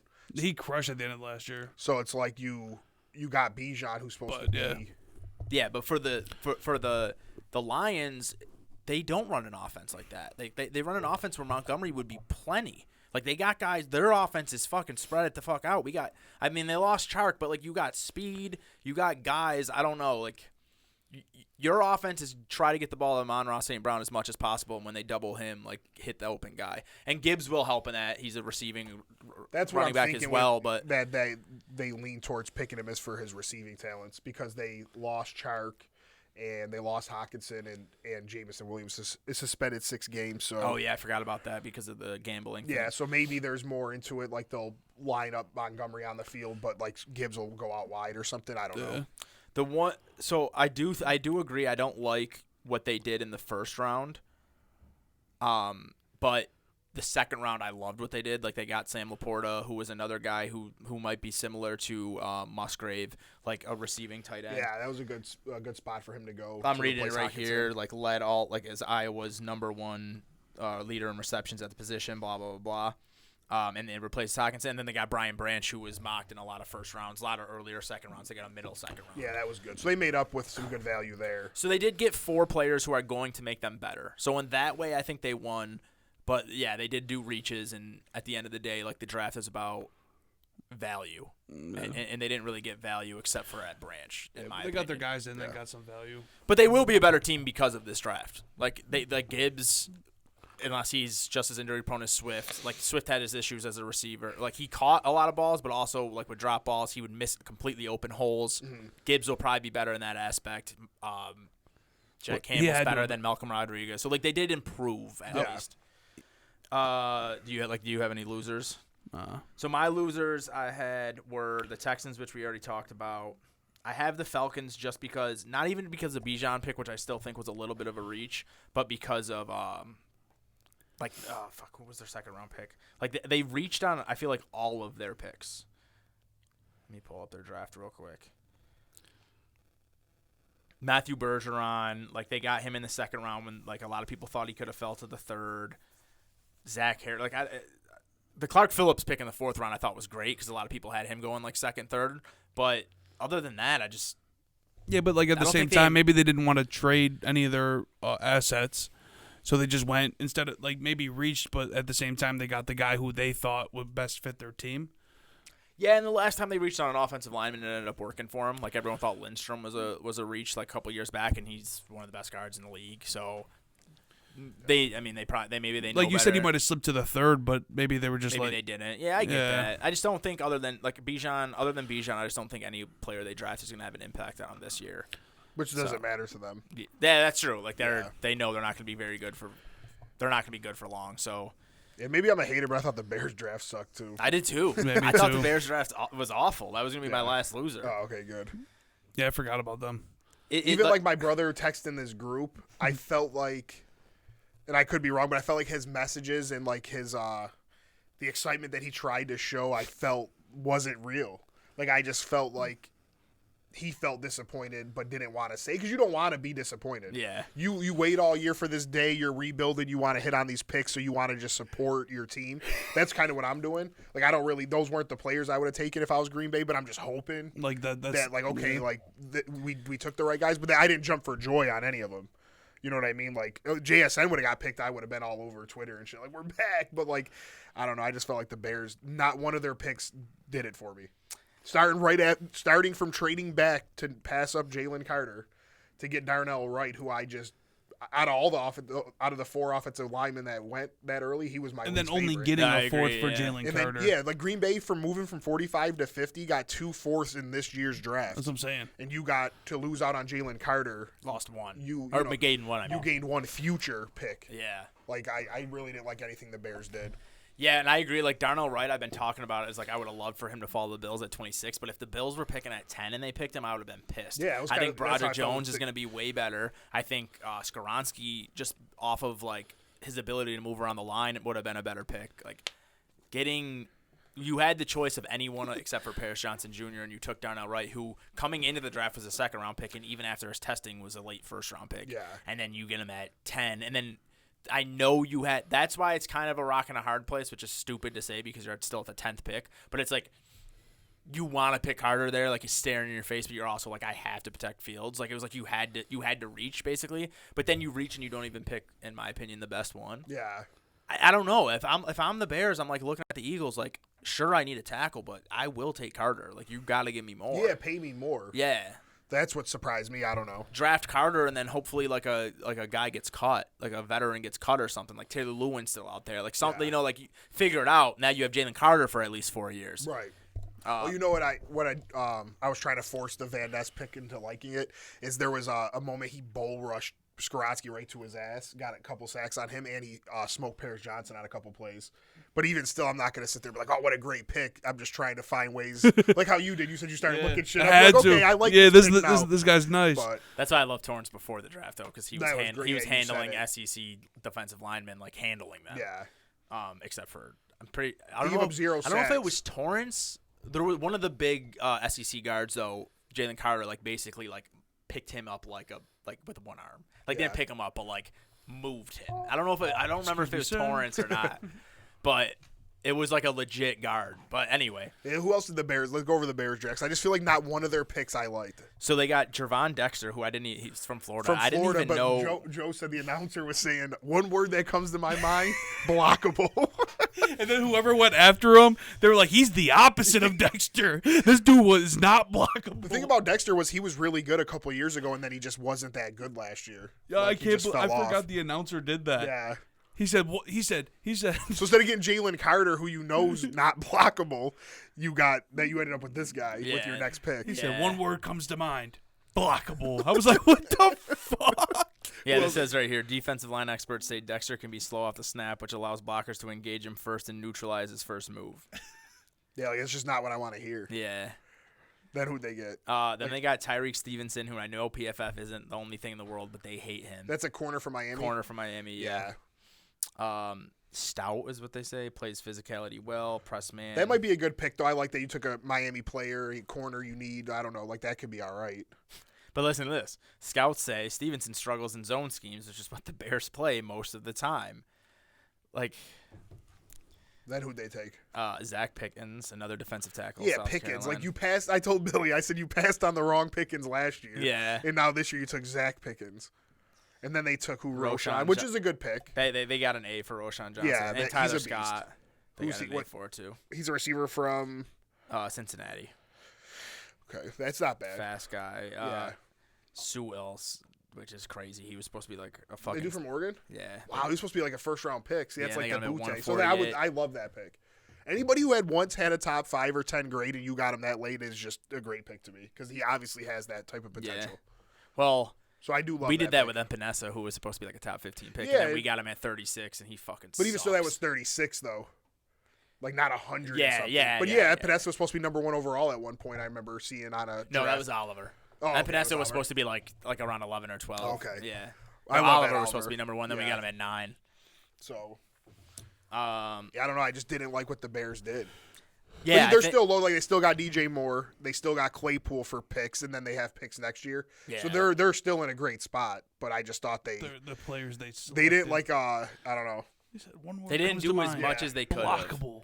Yeah, they keep themselves in a bad spot. I feel like. They needed so many things that I feel like they could have taken the best player available at all of those spots, except maybe 10. Like maybe 10 trading back and getting a tackle was the right thing, but they could have taken the best player available at all those spots, and I just don't think they did. Yeah, or they could have just kept trading back every round. I think that's really the move. If, Well, like, yeah, I guess it was pretty tough to trade back this year, which is like other than the Cardinals, not like no one really got a lot. Mm-hmm. But yeah, only getting that 4th round pick, like that's the loss. Darnell Washington might be the best of the group. The loss is you gave up, regardless if Darnell you were Wright, going to you mean? take him. Yeah, Yeah. sorry. Regardless if you were going to get him or not, you gave up arguably the best player in the draft for a 4th round pick. yeah, like I That's said, the Green Bay loss. shouldn't move from 45 to 50 or 45 to 48, get a 4th Yeah, this year. 48 to 50 and get a 4th, and then still get our guy. yeah. Like, you guys moved back one spot, but it was giving up arguably the best player who was going to go number And a 1 position to of you. need, too. You were going to take him number 1 if he didn't have the off-field issues and a bad workout. Yeah. That's the reason why he's there still, and you just decide to pass up on him and only get a 4th next year. Yeah. So when you, like I told Billy, when you get your punter next year, your kicker in the 4th round, that's what the difference in this pick was. Like Yeah. it's not right. That's funny as hell. Yeah, I agree. But again, these guys all can be all pros, Yeah, and absolutely. they can have the best draft ever. But right now, I just am not impressed. Blockable. One word, blockable. I couldn't believe the announcer said that. That's great. When he said I have one word, I'm thinking he's going to hype him up a Yeah. little bit. He said blockable. What network was that? I can't remember. Man, that's awesome. Yeah. All right, so I do want to go over just like way too early, and because I want to come back to it next year and see how it works out. But Athletic already did a 2024 mock draft, Okay. which is stupid as fuck, but I'm still gonna go through it. So they have the Cardinals, like you said. It's funny as fuck. They're 1-2. Bro, there's no way you can tell me the Texans win this trade if these motherfuckers get Caleb Williams and Marvin Harrison Jr. or they trade out of that number 1 pick, get mad assets, Marvin keep Harrison Kyler, Jr. and some. So 1 and 2 they have Cardinals, Caleb Williams, Marvin Harrison Jr. 3 the Colts, which I don't see the Colts. Yeah, I being, think the Colts are good. I don't. If Richardson could even if he But runs, that's what they're assuming is that Richardson sucks. but they're their just gonna offense struggle. might be good, man. Yeah, they got Like, Josh Downs, McKenzie. Yeah, Josh Downs, McKenzie, Pittman, Pierce, who was doing great at the end of last year. Jonathan obviously Taylor JT, healthy. Yeah, their O line's got to be. Quentin Nelson's got to be better. Like their O line will be better. I think they need a tackle too. Shaq Leonard will be healthy. What was his original name? I don't Darius even remember. Leonard. There you go. Okay. So they have them taking the left tackle out of Penn State, Olu Fashuno. I don't know him. Don't know who he is. Buccaneers taking Drake May Yeah, that'd be at awesome. 4. May's gonna be good. Yeah, Where does he play for? North Carolina. North Carolina, yeah. Tennessee Titans taking Dallas Turner at 5. What's which he play? He's an edge. I actually took him with the Bills because I'd go like 8 years. What's in the he? future. Where is he at? He's at Alabama. Oh, it makes sense. 6 Commanders getting Quinn Ewers, From Texas. from Texas. 7 Patriots getting Brock Bowers, That'd be nice. tight end. Falcons at 8 again, getting Jared Verse from Florida State, edge. 9 Kool-Aid McKinstry from He's a Alabama. monster. He is a Where's he beast. going? Rams at Oh 9, shit. cornerback. Steelers picking at 10, Mason they're Smith, tripping. defensive line. Steelers are nice. Yeah, but the AFC, it's just like there's going to be no easy wins for anyone. Yeah, I guess I got to hear some of these teams though.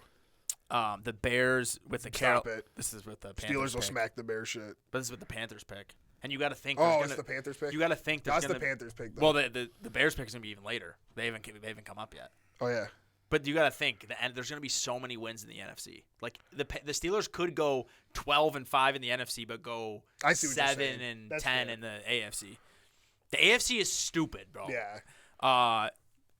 So the Bears Carolina pick JT Tuipulotu from Ohio State. Yeah, that edge. dude's a monster. He's a beast. I think he'll go higher than that.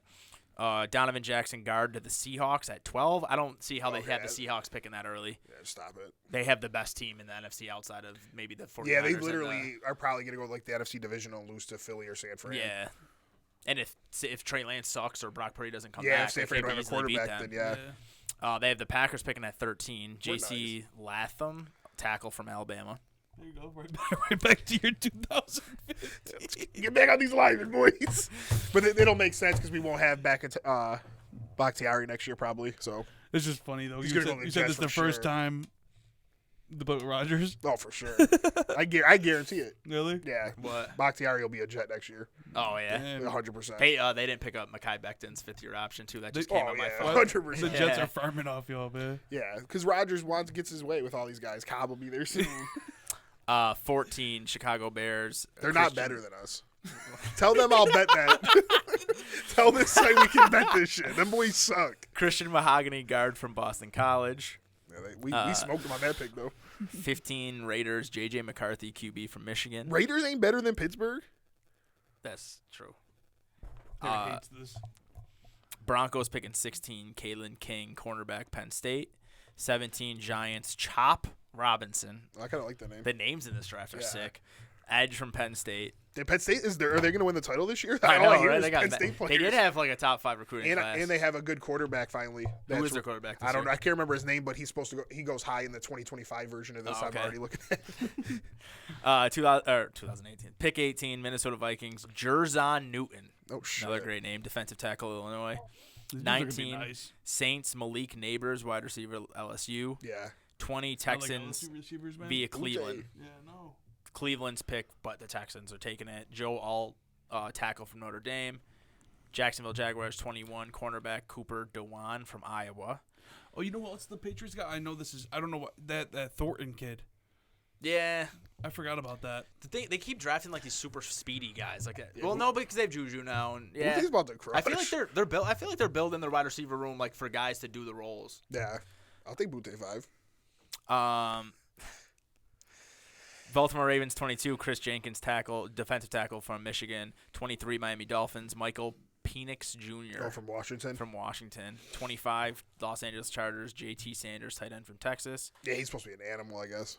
25 Detroit Lions. Michael Hall Jr. They got the Lions going far, bro. This is their pick. No, Defensive they're tackle nice. from Ohio State. Cowboys 26. Jeremiah Trotter, linebacker from Clemson. Clemson. I see him He's a going top beast. 10. Yeah, he's a beast. New York Jets. Graham Barton, tackle/guard from Duke. 28 Bengals. Amika Egbuka. Oh, from Ohio State. I seen him Oh, going. yeah. We seen him going top 5 the other day, Ibuka. or top 8 or some shit. Yeah, I have a feeling. He'll go higher than that. Oh, for sure. Jordan Morgan, tackle from Arizona for San Francisco at 29. They just got the Chiefs winning it again. It's so annoying. The Chiefs Bills, and they got Latu. So we don't want Latu. to make it there, huh? No, it'll be AFC Championship again. UCLA edge. Eagles getting DJ James, cornerback at 31 from Auburn. And then the Chiefs taking Tyler Nubin, safety, Minnesota at 32. The Chiefs probably will win it again. They They're probably not, will. They had a good draft too. They did. They They got took that. that dude I wanted in the second at 31, the defensive end from Kansas Yeah. State, and then they took Raji Rice or whatever his name is. Yeah, who probably would suck on any other team, but it's Yeah. just going to be good. I'm so happy I got Tony in Dynasty. I'm gonna have to scoop this Rice kid in this draft. Me too. I got Moore, too. I feel like Moore's got to get some burn, right? He scored a touchdown in the Super Bowl, didn't Yeah. Tony. Tony. I got Tony. Tony's ass. Tony is. he? He's good. He'll just be hurt. Yeah, I know. That's what when he's sucks. healthy, he's got a 30% target share. It's Yeah. unreal. No, he eats when he's healthy, but Yeah. He'll be healthy. it's like Embiid in the playoffs. You just know he's not going to be in the game. And they still beat the Celtics, so that's a that's great pretty great segue there, Harry. Hairball. Who you got winning NBA it all? playoffs. Knicks, dude. What you mean? Right, be realistic though. Celtics. Really? Dude, the Celtics. No, fuck that. The Knicks can make Celtics it, dude. suck. The Celtics couldn't beat the Worry about the Heat This first, dude, please. James Harden, said, regular season Harden, here I am. He went Bink, in. 46 points, hit the 3 at the end.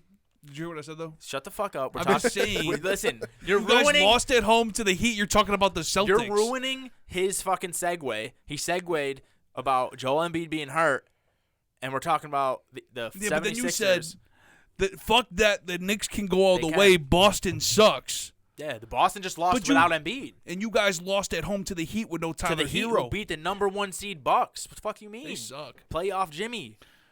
What did Jimmy do against you? Nothing because we shut his ass down. What was the score? 102 to like 96 or some shit. And listen, we outplayed them. We just weren't hitting shots. It's okay. Makes We're sense. we're not gonna not hit shots next game like Just talking that. shit, man. You are talking shit, and it's all right, dude. Be talking out of your bunghole. I mean, but I'm just you talking about you'll make it in Boston sucks. You have to beat the Heat first. We're about to smack the Heat. Don't worry no, about dude, it. I gotta see that. All right. Well, let's Don't start. go down 0-2 at home. We're not going down 0-2 at home. We're about to win by 14 today. All right, so we'll go in chronological order from the last time we went here. Kings forced the game 7 on the road For no reason, yeah. For no reason. They Get suck. smacked around in the fourth. Curry just Curry couldn't sleep after Game 6. Called a players meeting and said he was saying if anybody's in their feelings, not even to show up. I think he was talking to Jordan I Poole. seen the clip you were talking about. I went and looked it Because up. Jordan Poole pushed away Draymond in Game 6. he's still putting hands on Draymond when Draymond just cleared Yeah. his shit. Yeah, he's a little I baby. respect it. And Wiggins said 30 is different. He said it gave him chills, his speech before the game, and then he dropped 50. That's crazy. It was historical. Yeah, that's some crazy shit. Curry's that dude. He really changed my mind on a lot of shit because he won the title last year with Clay not being good, no Durant, Yeah. and now this year putting up 50 in Game 7 was He's like the first. I think the first dude to do it in Game 7 it was the best. Yeah, it was the most points ever scored in Game 7. Really? ever. Yeah. Durant had it before him, like 48 or something. Yeah, the game was good until In the late end. third. Yeah. fourth Did you see quarter. Curry light the beam? Yeah. That was fire. I didn't see that. He said, he he said did y'all ain't ready for this. he, He looked at the yeah. bench. He was like, y'all ain't ready for this. He did light the beam shit. That shit was crazy. Yeah, I respect. He lit his own beam. He lit their whole shit up. Yeah, that same day. Well, not the same day that the Warriors won, but the game 6, Lakers clinched, Yeah, they clapped Memphis shit. beat them by 40 points. Yeah. Ja You Morant. saw what AD said Nah. when he was on the sidelines when the camera got to him. He said it's no fun when the rabbits got the gun. He did the training day No, he shit. didn't. Yeah. That shit was funny. Ja Morant had 10 points and 5 rebounds. Yeah, Jaws he put up 45. He had that amazing game. a couple weeks ago. And I was just telling Ian, I was like, I love Ja, but he annoys me. He'll literally put up 10 or 40. Like, I'm he good. disappears, man. Yeah, it's weird. I don't like players I'm like not that. worried about everyone, like all the fucking edits that came out after they fight, like when the series was over. I'm not worried about the West. And like they chopped they chopped everything up with him saying that shit, with Dylan Brooks talking shit about LeBron being old. Oh yeah, LeBron said, if you see me fighting a grizzly bear, Help the bear. They said, or there was this one video clip of this dude. He was like, it said Grizzlies in the locker room after the game, and it was like he was acting as Ja Morant. He said, he said LeBron's old, right? Like he just keeps yelling it, like LeBron's old, and then it's Dylan Brooks, some dude playing Dylan Brooks. He said we good in the West though, right? They just kept going back and forth. At least in Ja's defense, the West changed dramatically. He said, "Now there's a party in my city." Yeah, they said they were going in on each other. It was crazy. Oh, yeah, because Ja always used to say that. But yeah, at least when Ja did say that, the West was like the Lakers team now is so much better than a 7 seed. No, right. Yeah, but I mean, you look like at Dylan Brooks said that shit like last week, like, oh, LeBron's old, and but even look at the teams that didn't really do anything. Denver's smoking Grizzlies. Yeah. The Warriors are beating the Grizzlies. The fucking the Kings are beating the The Grizzlies. Mavs would have beat the The Grizzlies. Kings should be proud of themselves, man. I'm proud of them guys. They That's should. a bonus though. He they're was a- mad bitch this series. Yeah. Even like they showed him on the bench after, like as the game was ending. He has. Oh, you remember that shit? Dude had a black eye. He looked like he was going through some shit. Yeah. He let Looney Sabonis is the number one rebounder in the league. Is he? He led the NBA. He's the rebounding champ. He got bullied all series by Looney. Like, that shit's unacceptable. Yeah. Fox is out here playing with a broken finger, scoring 25 points, and you can't get a rebound. I don't know, man. I like Monk and Fox. Them dudes are about that shit. Fun. They were ready for whatever Golden State wanted, but they can't win when Looney's getting every rebound. Yeah, I wonder, did you see what the second chance points were? They could, dude. They had 13 offensive rebounds in the third quarter. Yeah, it's crazy. So even when Curry was like, "Oh, Curry finally missed rebound," back to Curry, bang! It's like, come on. And that's the thing, when you play a team like that, bro, like, if I'm fucking defending Curry, right, and I fucking force this guy to miss, and you don't get the rebound, Yeah. oh my You got one job. God, And I'm defending bro. Curry with a broken You have finger. one job. Get the ball from the rim. Yeah. You cannot let them get offensive rebounds. If you let, no team in the league is beating the Warriors if they have 13 offensive rebounds in a corner. And how many little, you know, that shot Sabonis does? He'd be like, the rim would be right here. He'd be like, and just miss it. Like, I couldn't even explain how annoying that shit was You to were me. calling him a baby Joker or something like that. Yeah, everything changed. Everything that I've said before the playoffs is different. Like, Joker's the best. Yeah, I mean, that's that dude is the best. I'm sorry for anything I've ever said about him. facts. That's another thing we need to talk about. We are talking about, people were hating on him, saying he shouldn't be the third MVP, three-time MVP. I was definitely the leader. I took Giannis. I rock with Joker. Joker. He's just Embiid's that hurt dude. again. He's always available. Embiid's hurt again. Greek was hurt again. Greek got hurt and lost in Lost 5. to the Heat. So almost not a failure. We can talk about that. That's too. what I want to talk about, right? Because Bill Simmons, they did like a question, like, who has the championship best player in the NBA now? Giannis saying that was not a failure makes me hate Giannis. No lie, I'm with you. It makes me hate Giannis. It makes me hate people who say he has a good point. Well, the thing is, he has a good point, and to an extent of the way people view sports. Like, that was the only good thing he said. Yeah, if he lost to the Celtics in 7 in the conference championship, he should still see it as a failure, but us, we shouldn't. Yeah. The thing is like, when Last year it wasn't a failure when he lost by himself, playing his ass off around Middleton. But the thing is you don't bring up Jordan, who would never agree Yes. with you. He would laugh Yes. at your comment. You He would do- never agree with you. Yeah. And Jordan only lost when it wasn't a failure. It was learning experiences. But he still gets shit for it though. Yeah. When we talk about Jordan's GOAT conversation, the first thing people go to is there was 9 other years he didn't win. He lost in the first round to the '86 Celtics, who were one of the greatest teams of all fucking time. Yeah, when but he those had no weren't one- failures, though. Exactly. That's the thing. Like, Giannis had a point, but just not for what he was saying. Bro, you were the number 1 seed, Arguably the MVP. arguably the MVP, best record in the league, and your team's only getting older. Yeah. This isn't like a learning experience. And sure, they can come back and win next year. I get what he's saying. But there's differences to... But he said it was steps. Him losing in the first round isn't a step. No, it's Yeah, not a step. it's a It's a step step in back. the wrong direction. Yeah. Like when this was happening to him the years before they won the championship, where it was like, you don't, like, if Middleton's not dropping 30, they don't care about anyone else on that offense, and they just would quadruple him. Yeah. Like, they basically force him to pass dudes with missed shots. That's not a failure because you're doing everything you can. But you won that championship. This is now your window. You're the best player in the world, quote unquote. You won your championship already. What happened when LeBron won a championship? What happened when Jordan won a championship? What happened when Kobe won a championship? They won more. These are our windows. We're the best player in the world right now. We're winning more. What happened when Tim Duncan won a championship? Like, the Spurs never won, like, a bunch in a row. But you get what I'm saying. Like, it was like they were always either in the Western Conference Finals. They were winning championships. LeBron made it 9 straight years. If they lost, Jordan it was to a technically team. made it 6 straight years if you take out the 2-year break. Like, to say – for anyone else, this might not be a failure, but you're supposed to be the best player in the world right now. You're supposed to be building your resume towards that GOAT status. Obviously not there yet, but you're at the beginning of that. Yeah. You won your 2 MVPs. You won a It championship. came from the wrong guy. Yeah. If De'Aaron Fox was up there saying that, we would all be like, yeah, for real. You guys broke a playoff curse. You guys went 7 with the champs. Yeah.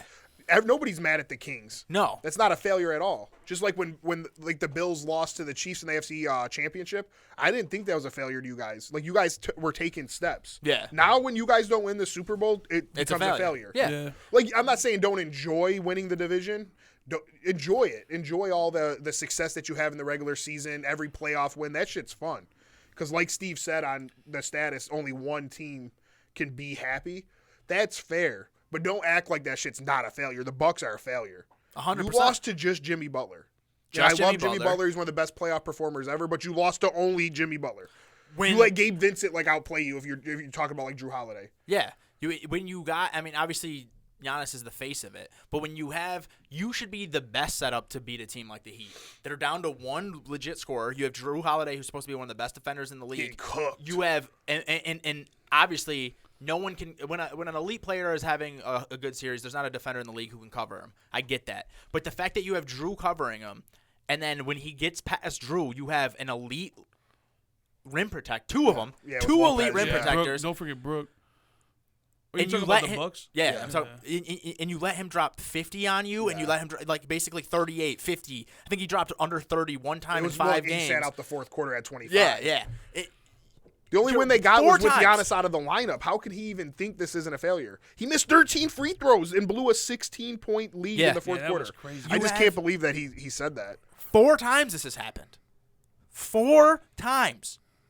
You are one of them. That is a fucking failure. And he's talking to this dude about when you don't get a promotion and it's not a – shut up. What are you talking about? Shut up. That shit was so stupid, attacking this dude. You provide for your family and shit. Nobody's talking about that, bro. You're going to be able to provide for your family. I'm providing my family by asking a question that's very fair to ask Yeah. of you. I hate when athletes do that. I say it all the Like, time. Giannis is successful in life. Like, yeah, that's not what the dude was saying. Yeah. Like, yeah, you're a millionaire. You're going to go take care of your family. We wish we were – like, we all could be you. But you failed. Yeah. You fucking failed. And it just it kills me because that's like this new brand of athlete, man. Like, and it's Can you it's imagine easy, Kobe it's easy Bryant sitting up my there and God. saying that Dude, shit? he was up 3-2 or 3-1, and they were like, At "If first- you feel at first, successful," when and I he's seen like, "Job's not done." Yeah. When I first seen the clip, I was like, wow, this is a good clip. And then after talking to you, I realized, you know what made me realize it, though? I wish Steve was here to have this conversation because we every- need someone who disagrees. But at first, I was like, damn, like, this is a good clip. It was 7:30 in the morning. I don't wake up that early. Whatever. Yeah. Then I talked to you, and I'm like, wow. And then it made me realize, though, that, yeah, even though the Kings broke the curse, at the end of the day, every team, if you don't win the chip, it's really a failure, like, for the most part. Yeah, but For the most part. Yeah, but what it comes down to, right, in every sport, and that's why I also disagree with Steve about the Bills. I think it was a great clip. You can yell at me. No, that's why I also disagree with Steve about the Bills. It's like, yes, you have a point. No one can argue that only one team is happy at the end of the year. The fact is, there's windows in sports, football especially. Mm-hmm. We'll get to the Bills. With the Bucks, first round loss. If that exact same clip came out when they lost to the Celtics, even if they lost to the 76ers in 7 or whoever, if that was the clip then, I love it. I agree with everything he's saying. He had a great fucking regular season, almost made the finals again, whatever. But when you lose to an 8 seed, you're Which one of just 4. doesn't happen. You're one of 4 teams that ever Yeah, happened to, and you're supposed to be the next guy in the GOAT conversation. Failure. Yeah. It's 100% failure. There's no good to take from this season. Yeah. There's none of that. With the Bills, a little bit less of a failure, but it's still a failure. Every year in this window that we don't win is a failure because we, luckily Bean had a good draft. Hopefully it ends up being a good draft. But you're in a position where your team's only going to get worse. I mean, the Chiefs only got worse. They just still won a title. You get what I'm saying? Like, so if other teams are doing it, you need to be able to do it. If the Bills are going to continue to get worse because of cap issues and blah, blah, blah, blah, blah, these were the 2 years that you needed to get it done, and then everything after was a help. Losing to the Bengals, almost losing to the Dolphins, you basically established – looking at the Bills now, we went from Super Bowl favorites to losing in the playoffs to now you look at them and they can't even be considered favorites. I mean, I know they are by Vegas, but – They're not. They're like fourth. Yeah. Like when you only won by 4 against the Dolphins, get it's a divisional opponent, but they got a lot better. And then the Jets got a lot better, and this is that's why I was saying it was a failure before. I know we're getting off the basketball, but that's why I was saying it was a failure because the Jets were always going to get better, whether they got Rodgers or not. They were going to get better. The Dolphins got better. The Chiefs got maybe maintained or got better. The Bengals still haven't paid any of their guys, and were able. I mean, they lost Jesse Bates. They got a little bit worse. But these teams are, instead of us being there with just the Chiefs, now there's so much more competition, and we might never win one. That's a failure. Yeah. You were in the best position you possibly could be in, and you didn't even make the AFC Championship game. Yeah, like I wish somebody That's a would try failure. to tell me that as much fun as I've had being a Packer fan, I love it. I felt so much heartbreak from that team that all these last years with Rodgers are failures. Yeah. I don't give a fuck what anybody says. Yeah. Number 1 seed 2 years in a row, MVP both those years, home field advantage, and we didn't win a Super Bowl either year or even make a Super Bowl. When did you guys win? 2010. 10. Yeah. So, yeah, going 13 years with some arguably of the them best Rodgers was quarterback. hurt. Yeah, you know, you excuse a few years, but like 2 years ago when Tom Brady came to Lambeau, and as you know, Rodgers feels the same way. Like you want to beat Brady and say like he's not the GOAT, and he won more NFC championships in Lambeau than Rodgers ever has. Yeah. That's a failure. Yeah. Wow. It's that simple. Like I don't care. Like there's no other way around it. If Jordan Love goes 0-18 this year, it's not a failure. Nobody cares. Yeah. There's different levels to this shit, and Giannis being the one to say that was wrong. Yeah, and that's where it's a good clip. I agree with a lot that he said, just not for him and his team. Yeah. And that's where I disagree with Steve, and I really wish he was here, and hopefully we can get him on the podcast, and we'll just rehash this conversation because I just don't – like, I get it. We as Bills fans dealt with 17 years of playoff drought, and it's been so much fun watching the playoffs, but you're still looking at it as that fan who wasn't in the playoffs for 17 years. You're looking at it as we weren't in the playoffs. 5 years ago, we were in the middle of a drought. This year we were in playoff games. That's the way you're looking at it. Yeah. You're looking at it as a fan who is still happy to be here. And yes, I am still happy to be here. But yeah, that's not the level we're at. We are at a new level in Super Bowl. We're supposed to be a top 4 team. And if you're one of those top 4 teams and you don't win, failure. Right. It's not a failure for the Dolphins. It's not a failure even for the Bengals, who are their quarterback is just now going into his 4th year. Yeah. No, wait. Yeah, it's 3 years. Right? Yeah, right? Because he got hurt first year. This is 4th year. Yeah, it's his 4th year. You have to pick up the 5th year option before the year starts. Oh, that's why. Okay, that makes sense. So, yeah, I mean – I think, like, if you were the Bills, the Chiefs, the 49ers, or the Eagles, and you did not win a Super Bowl this year, it's a failure. But even like the Bills, it's like you lost in the AFC Championship 3 years ago. Right, and you kicked too many field goals instead of going for touchdowns or whatever. It was like, okay, whatever, we got there, that's awesome. Yeah. Following year, you come back. Unfortunately, you play Kansas City in the divisional because the way the Titans were the 1 seed. Seconds. Yeah. You showed you were good enough. You were probably the best team that year. Yeah. You lost, whatever. Then last year, you lose the divisional because Joe Mixon runs all over you. To think that's not a failure is fucking nuts to me. Yeah. Like, if you lose to Mahomes every year, I almost would just give you a pass every year. Just be like, all right. It's Mahomes. It's just Mahomes. Yeah. And not that it's not Burrow, but it was Joe Mixon on your home field. But the Bills had injuries. So I can even give you guys another pass. Yeah. The Bucs had no excuse. Yeah. They all were in. And Hero wasn't even in. The Heat don't even have a second scorer. Yeah. Like, I don't know. I really couldn't believe that's what he said.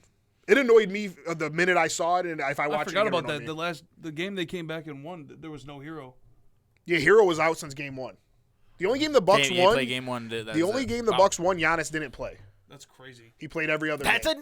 That's an enormous fucking. Yeah. That's an enormous failure, bro. Yeah. Like to think about that. Think about if Jordan or LeBron or Kobe got hurt. They lost in 5. They got hurt. They won one game. They came back and lost every game. Imagine that shit, right? Yeah. And like that's what we're talking about. It's levels. You If missed this 13 free throws, bro. Yeah. You were 10 for 23. It was a part of the game that you were supposed to work on, and you lost because of it.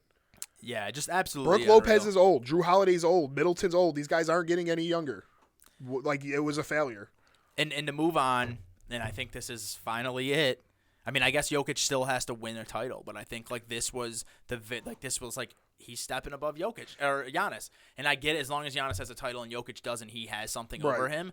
But the fact that Jokic has been out here murdering in the playoffs, everyone was talking about how he only averaged 24 points I a love game. it. He's just He shooting dropped now. 38 2 games ago and dropped like 39 last night. Efficient, He's too, last night. murdering on rebound. Like he's doing everything he needs to do.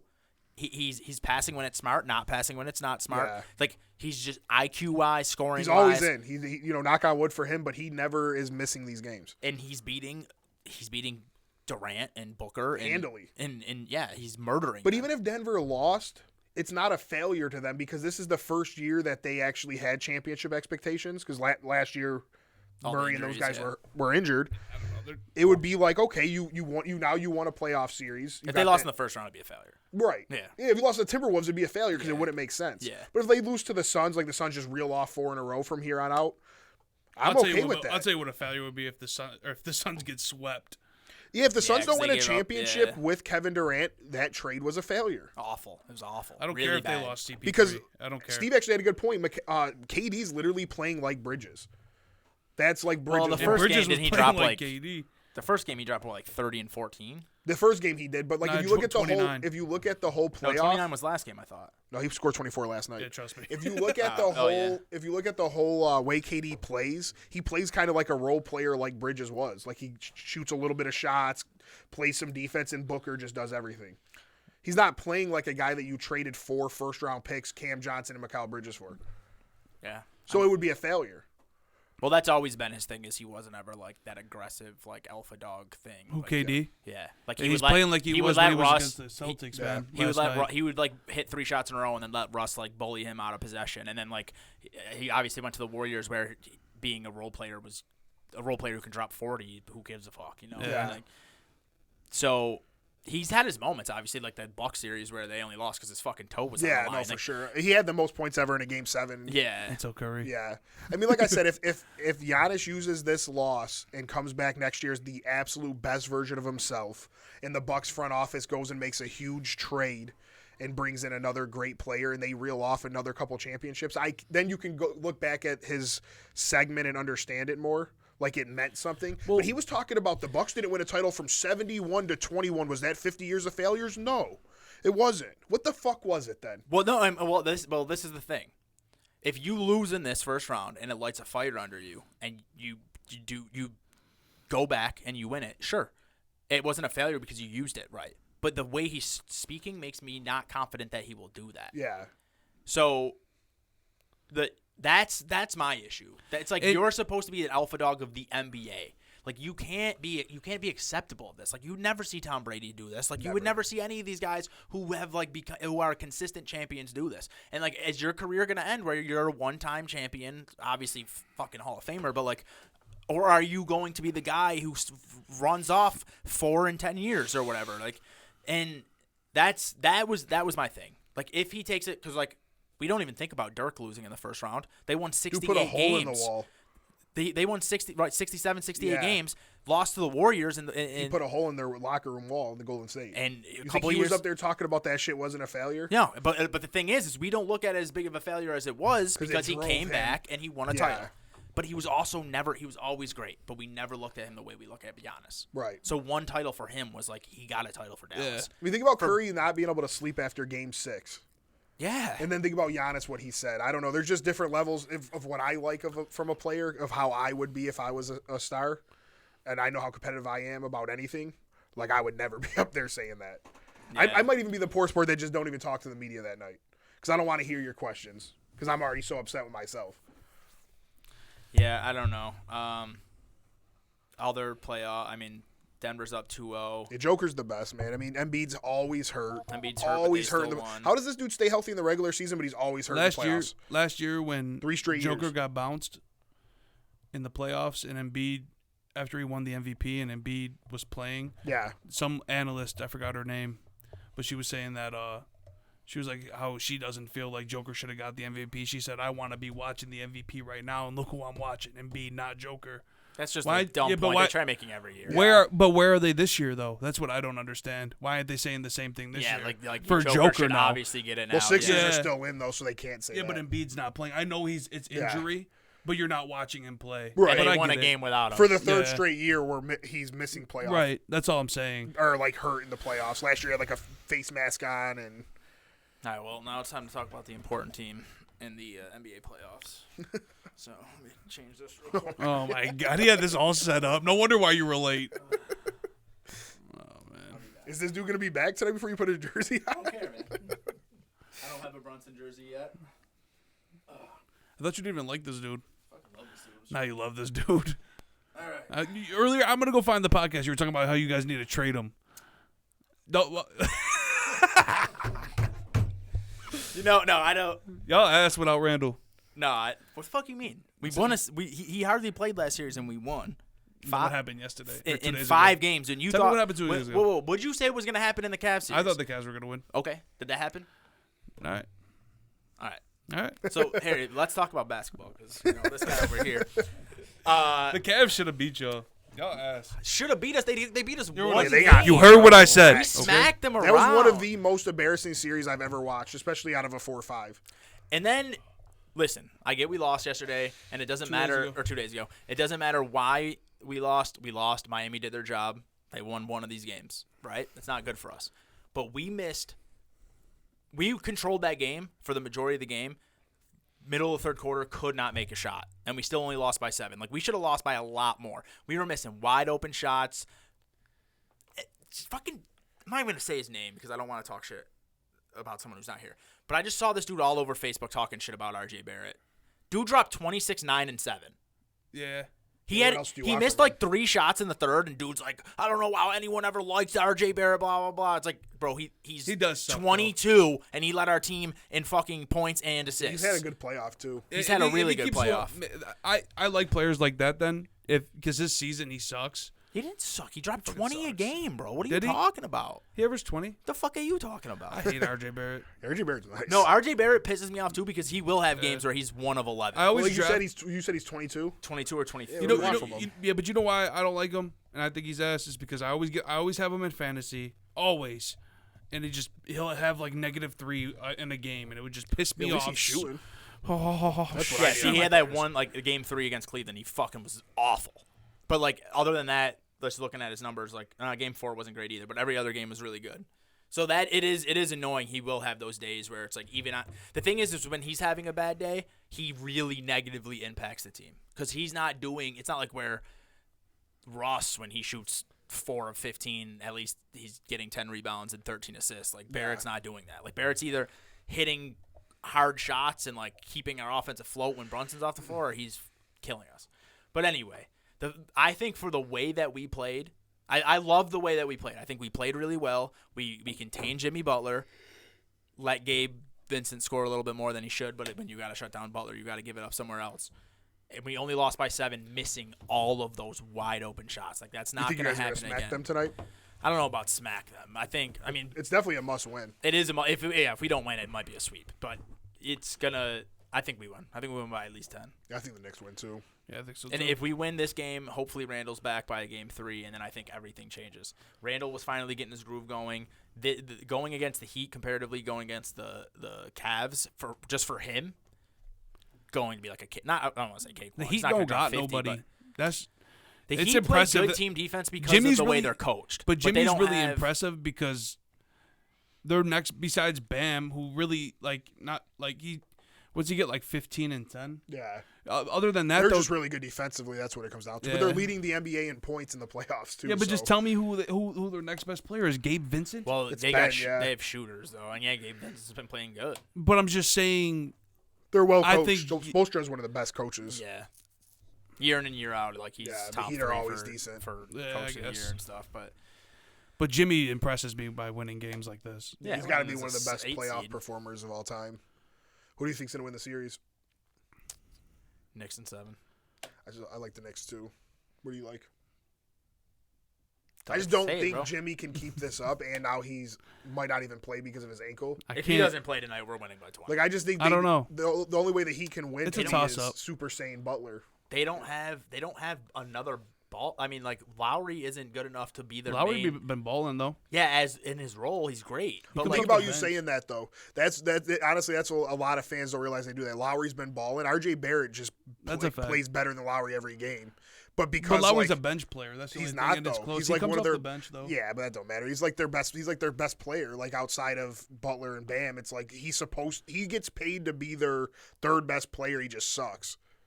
the thing is, Butler doesn't play. All that offense is going to be is pick and rolls with Lowry and Bam. It's going to be so easy to stop. Like there's nothing else they can do. Gabe Vincent can't handle the ball like that. Like who? He was doing good. I like Yeah, but- Martin, man. Martin plays really Yeah, well. but I like about Martin. I like Martin, Martin yeah. I too. forgot Yeah, about but him. come on.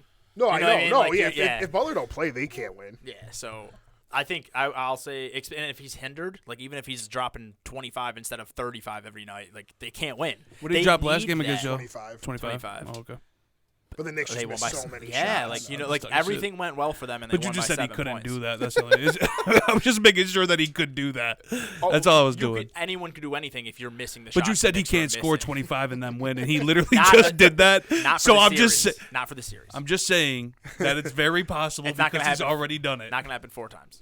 It That's what happened I'm saying. once. Who you going in the series? I'm going the Heat now. I wasn't gonna, but now I'm Yes, he definitely was. going the Heat Yes, in he 5. was. Who you guys going? Heat in 5. Heat's gonna win in the Garden. You said Golden State in They 6. did win the Garden. No, I mean the series in the Garden. Oh, they'll win game 5. You're a piece of shit, dude. Why I you was always gonna gotta root say- with you. I was Why- going I to. didn't even and say you just, nothing. yeah, but then you coming at me. You came at me first, bro. I felt attacked. You said Golden State in 6. I'm gonna say 7. I'm gonna say LeBron's gonna have like some crazy shit. LeBron He's ain't gonna- losing game 7. I'm going Lakers in 6. What are you I'm going? going Lakers in 6 too. Lakers in 6. Maybe If AD can be healthy and give them like Looney Shaq is said gonna yesterday. bend AD He over. can't. That's not- that's Shaq said Golden State's gonna win, but he said if AD can give them 4 like AD type games, the Lakers will win. He just don't believe he can, and I kind of feel like But I'll tell you what that's AD what gonna it do is. tonight. He's gonna drop 30 for sure. 30 and 13, 4 assists, 2 Maybe. blocks and a steal. He's been getting mad blocks. He's gotta be averaging like 4 or 5 blocks a game in the playoffs. Who He's are they been gonna playing have? real Who are well. they gonna have guarding? Fucking, they can't play Russell. They can't play him when Curry's on the floor. Like, what are they gonna? Who's gonna be Yeah, I guarding? don't know how they're gonna defend Reeves him, is probably gonna be on Curry, and I'm like, No, Clay. Vanderbilt will probably be on Curry. Oh yeah, Vanderbilt's like- true. He probably what? will. Vanderbilt's a He was perimeter checking, defender. He's Yeah. not checking. He was checking Curry. Ja. I know he's not as good as Curry, but He's their guy to Yeah. defend. That's who's gonna be on him. No way. 100%. He asked. Schroeder will probably play on him Yo, too. I guess Vanderbilt. Who's checking LeBron? Vanderbilt asked for the Nah, they job got guys for him. to defend against Ja. Ja dropped 10. Think about that. Yeah, Vanderbilt's Think nice. about that. Curry's not Ja. I didn't say Ja was Curry or Curry was Ja. He's okay? gonna Vanderbilt. I'm just saying he asked for the job to defend their best player, and he dropped 10. Vanderbilt Okay. will fall at least 2 times if he's covering Curry. Fall. Or they'll probably double Curry. Have fun. Yeah, Clay's gonna light their shit up. Clay's Wiggins. due to have a good series. Yeah. What do you guys think Denver is advancing? I'm still going the Suns in 7. Denver looks great, man. They look and they real have good. nothing. I'm And rocking Ayton is, Denver. especially if Paul's like not playing. Oh yeah, that's. I'm so happy you just said that. Last year at this time, me and you said how the Suns failed by having Campaign as Paul's backup because Paul's old. Yeah. He needs he can't play as many minutes and he gets hurt. They need somebody who can come in and continue to run the offense. They didn't learn from it. A year later, Chris Paul gets hurt and Campaign is the backup. dude And sucks. he goes like 1 for 7 again last night. He sucks. I can't believe that. Do you know how bad he is? I don't Yeah, think we you know do. how We bad he is. talked about it on the pod last year. Dude, he's so how bad. we didn't understand how the Suns didn't make a move for a better backup, And and then wait a whole nother year, and Chris Paul gets hurt again, and Campaign is now going to start the next. Just game. hear me out though. He has Kevin Durant and Booker. Instead of looking to them, Yeah, he pulls a off the foot Yeah, dude, I three hate in the that, dude. corner. Well, because 2 years ago he was hitting them shits. yeah. He sucks. I know. So yeah, I forgot Paul was hurt, so Nuggets should win the series for sure. And now. Ayton is just getting it just It's Joker though. we talk. He has a pass. No, I get it. No, he doesn't. We talk. He about has this. a pass. No, bro. No, he does not have a pass. He's getting bullied because he's fucking a lazy bitch. When Joker bullies other people, sure, but Ayton should be the guy. Ayton should be one of the only guys in the NBA who can sit there and muscle up with fucking Joker. He looks like Giannis, bro. Yeah, he's a big dude. He don't play like Giannis. No, because he's a bit. Like, Remember he's that just play lazy, yesterday? I told you, bro. like, we were watching the game last night. There was this one play. Joker, like, just gets to this spot, and Ayton, because he's slow and lazy, like, gets there, and Joker, like, throws his arms up and draws the fouls. Like, foul number 5 on Ayton. And I forgot what I said to Joe, but it was something like, how was that easy for Joker? Like, how are you? He's played him like he's like JaVale McGee or something. You needed a stop so bad, and you definitely couldn't pick up a foul, and you just, like, the way Joker just clowned him. I don't know, like the way he was scoring on him and making him pick up fouls. Yeah, dude, it was bad. He was clowning that dude. I'm gonna say Denver in 6. Kenny said Ayton gets a pass. Kenny Smith. He was like, "That's not fair to bring." He said it's not You fair. think this dude's losing? Nah, Oh, I said 6. You know what was dope? I didn't even know he had a wife and kid. I just thought this dude was like some G, but he has a wife and kid. His daughter, she's like 2 years old, was going like this, and Joker looked back up at her and was like. I was like, oh, shit, that boy can I want rang. Joker to win it all. I kind of do after Yeah. seeing that. I like seeing shit like that. I'm convinced they're gonna win, man. Lose $100 on the Bucks and the Suns, but Put a couple bucks on the Nuggets. I think the only team that can beat the Nuggets is the Lakers. nah. Because when AD and LeBron do play well, and their role players have played so well, that team is scary. Dude, the scary thing about the Nuggets though is that almost their whole team is good. But so is the Lakers now. Yeah. They just beat Memphis by 40, and AD and LeBron combined for like 30 points. And they put up like 130. Like That Reeves kid's going nuts. Yeah, too. Russell has his moments. Vanderbilt's good. Beasley could shoot. Hachimura had his moments. Schroeder has moments. I don't they're think good. Beasley really plays. He plays. Does he? Yeah, he doesn't do much, but he can hit some shots and shit. Like, he's all right. All right. I'm pretty sure he came What out. other? really So empty the and bench, then, though. do you think? What about Celtics? Before we get out of here, Celtics. If Embiid don't come back, I'm still going Celtics. It took Harden to play, like, an unbelievable game. Yeah, Celtics had a lot of bad turnovers. Can he drag the Sixers against Yeah. the Celtics? I don't can't think see so. it. But like DeMont said, a Tatum-led Celtics team will never win a championship. That's what DeMont says. And it's starting to look like it. Like, he's just an annoying superstar. He needs somebody else. Mo Brown. He has plenty on that team. If he's a true superstar, that's plenty. That team has plenty. He had 34 after 3, finishes with 39. Like, stop. Finish with 50 and just win. People that I think we talked about this last week. It does matter. If one guy has 39 and 15 of them are in the fourth, and another guy has 39 and 15 are in the first, the guy who had 15 in the fourth is better. I don't care. Yeah, I don't care if the numbers are exactly the same. You know what? Yeah. You know what I don't understand though. I'm gonna be honest with you. I don't understand why they start. Yeah, you're kind of right. He only plays 11 minutes, but he plays. That's his playoff stats. Yeah. Okay. He comes in and gives them where's his points at? He comes in and gives them 11 a game. No way. 11. Oh, he plays 24 minutes. Well, that's not on the playoffs, That can't though. be the playoffs, Yeah, okay, yeah, though. you're right. It Let me can't look. be. I was gonna say 11 points in Oh, this 11 dude- minutes. Why is he not playing more? I do. Nah, he sucks. All He right. plays 10, 12, 13, 9, 11. Maybe it was last game. He had 9 points, and I was like, oh, this dude's nice. He was hitting threes, so you are right. All right, I've been here for a Look, while. I gotta I'm tell you hungry this. as fuck. I don't understand why they don't start That's funny. Williams over Horford. He said, dude, I think he came in with all the You they were had to go 40. look. You're like, fuck. I was like, damn, did he really? What'd That's you say? funny as hell. I don't understand why they start Horford over Williams, and I'm not saying I'm not talking shit about Horford because he's like a good player, but Robin Williams, he's Robert Williams. yeah. It's got to be because Robert Williams gets in foul trouble or something. Yeah, but he's a better big. Oh. Does that make sense? 100% he is. So I don't understand because they don't have like a traditional center with Horford. That's the only thing I don't like. I think that. they like that every single person on the floor can hit a shot. That's when cool, Horford's but on like the- if you on the have court. Tatum dropping 40, you need a guy getting the offensive rebounds like Looney does. Especially if for Steph Curry. Embiid comes back too, like you're gonna want. I think it's stupid for them to have Horford over Williams. That's my opinion. I obviously am not a coach or whatever, so whatever. But Malik I Beasley think for it's 10 stupid. tonight. This dude said Malik. They got Malik Beasley going nuts. I didn't say he was going nuts. I just said he can score. He scores like 5 or 6 a game. That shit When they matters. empty the bench. Like he does like what Bruce Brown does. What's Bruce Brown be I don't doing? know. He cooks. Go look. Nah. Nah, pull it up and let's. I'll tell you right See now. you guys Hold later. on. Nah, Harry gotta hold this one. You ready? Hurry up, find the stats, man. I'm hungry. Here you go, do some squats. Booker was about to beat Bruce Brown's ass last night, though. Yeah. He plays 24 minutes. Damn, he called you a dumbass right to your But face. he don't score much more than him in his time, though. But no, he's a way better player. I was just talking shit. He looked you in your face and called you a dumbass. Him there. and KCP, like Steve said to me last night, were two very underrated signings. Yeah. KCP just hits bad. Amanda Bond's calling me.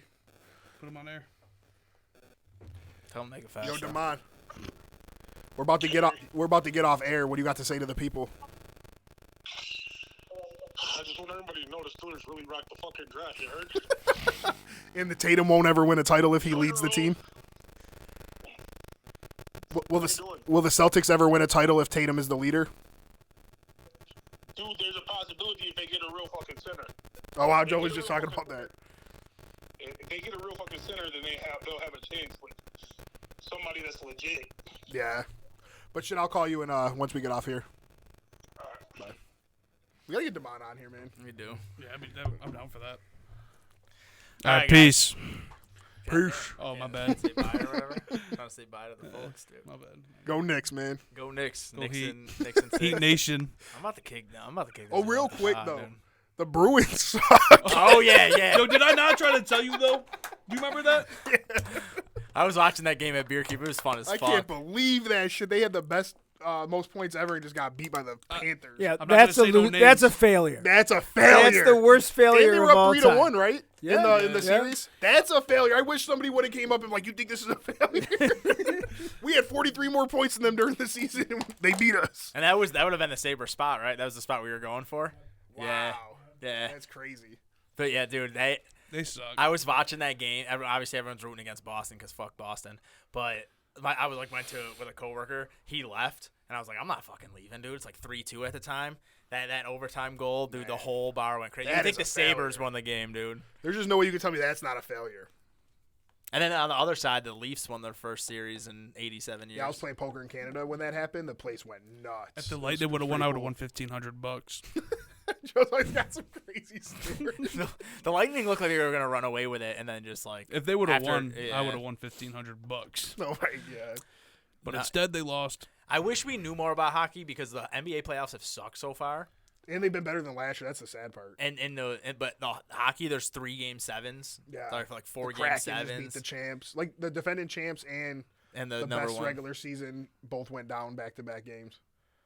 That's wild. Yeah, we gotta get a hockey expert on here. Tell Steve to quit his job, dude. We need you, Steve. Edmonton versus Vegas should be Yeah. a really that's the good series. I think Yeah. Edmonton's going to win it all. That Yeah, I if do I had too. to pick. I think that they've got the players. I think Edmonton is the team that I'm really going to kind of because I thought the Bruins, as much as I hate the Bruins, It just that seemed was a like- good team. yeah, it just seemed and like I they hate had the to. Bruins, but that's not a typical Bruins team. That's just a really good, solid team, and then they just fell apart. Yeah. But I mean, Edmonton, if this is McDavid's got to show. We call him McJesus in our house, but like you got to see if he can actually. This is his chance. He's He got got to the really conference finals last year, but ran into Colorado. right. And now maybe with Colorado out, Yep. they're the favorites. So But you never know. But Vegas is Eichel's playing really good. I mean, Yeah. like he kind of had his moment a couple weeks ago. That So Stevenson dude. the winner of that series Carlson. should win the West with the Stars and Kraken in the for opposite sure. bracket. But who knows with hockey? Like it's always a lot of upsets. Yeah. Yeah. Well, just one quick thing before we go. Never try to break any regular season records. It goes well for nobody. Literally nobody. But at least the other teams make it. They made the it. Bruins straight just choked. But the Patriots 16-0, losing the Super Bowl. The fucking Warriors 73-9, losing the finals. 3-1-2. But at least Super Bowl and finals. I though. get it. Yeah, at least they made it. But Losing to the 8 seed like Giannis did. He brought it back up. yeah, that it's unreal. So just don't do that. Just be happy with 60 wins. Green Bay 15 real quick, and though, 1, lost in the Bruins- divisional round. Somebody I know was like betting them to win the what's it called, Stanley Cup, and I like laughed. I was like, no way. Then they were like, yo, they're having the best season ever, and then they just get bounced. Yeah, it's wild. You're right. Even though Again. you were wrong for a very long time before you were right. All right, guys, thank you for listening. Tribe Nerd Sports everywhere. Marento has made these awesome graphics, and you can We see thank you. where to follow us That's individually. fire as That fuck. is awesome. Shout out Maranto. Yeah, shout out Maranto. Yes, sir. Also, shout out, even though it's not on our episode, he made I was watching the Tank Talk podcast yesterday, and the Levis coffee. That was funny. Where's that at? Yeah, you'll show it's right behind you now. We could show it real quick. Yeah. Go ahead, You want me to do it? Yeah, you do it. Mayonnaise banana peeled flavored That's funny as for hell. for this your is co- definitely going for on your TikTok. coffee. And then they have the coffee one too, right? Yeah. Where's that at? No, it's just the Oh, it's just mayo. yeah, was it's that just the with mayo. it? 'Cause It's the mayo the- to put in the coffee. Well, the thing was yeah. that if Indy ended up with Levis, he was going to have to eat mayo in his Oh. coffee. Man. So, okay. so when that's the reason I was watching the draft that night, because I wanted to see if he ended up. Because I was like ready to text him. I've got the mayo ready to go. Yeah, this is nicely done. Thank you. It's got like the French ingredients and everything. That's awesome. All right, guys. Thank you so much. Appreciate it. We're out of here. Peace.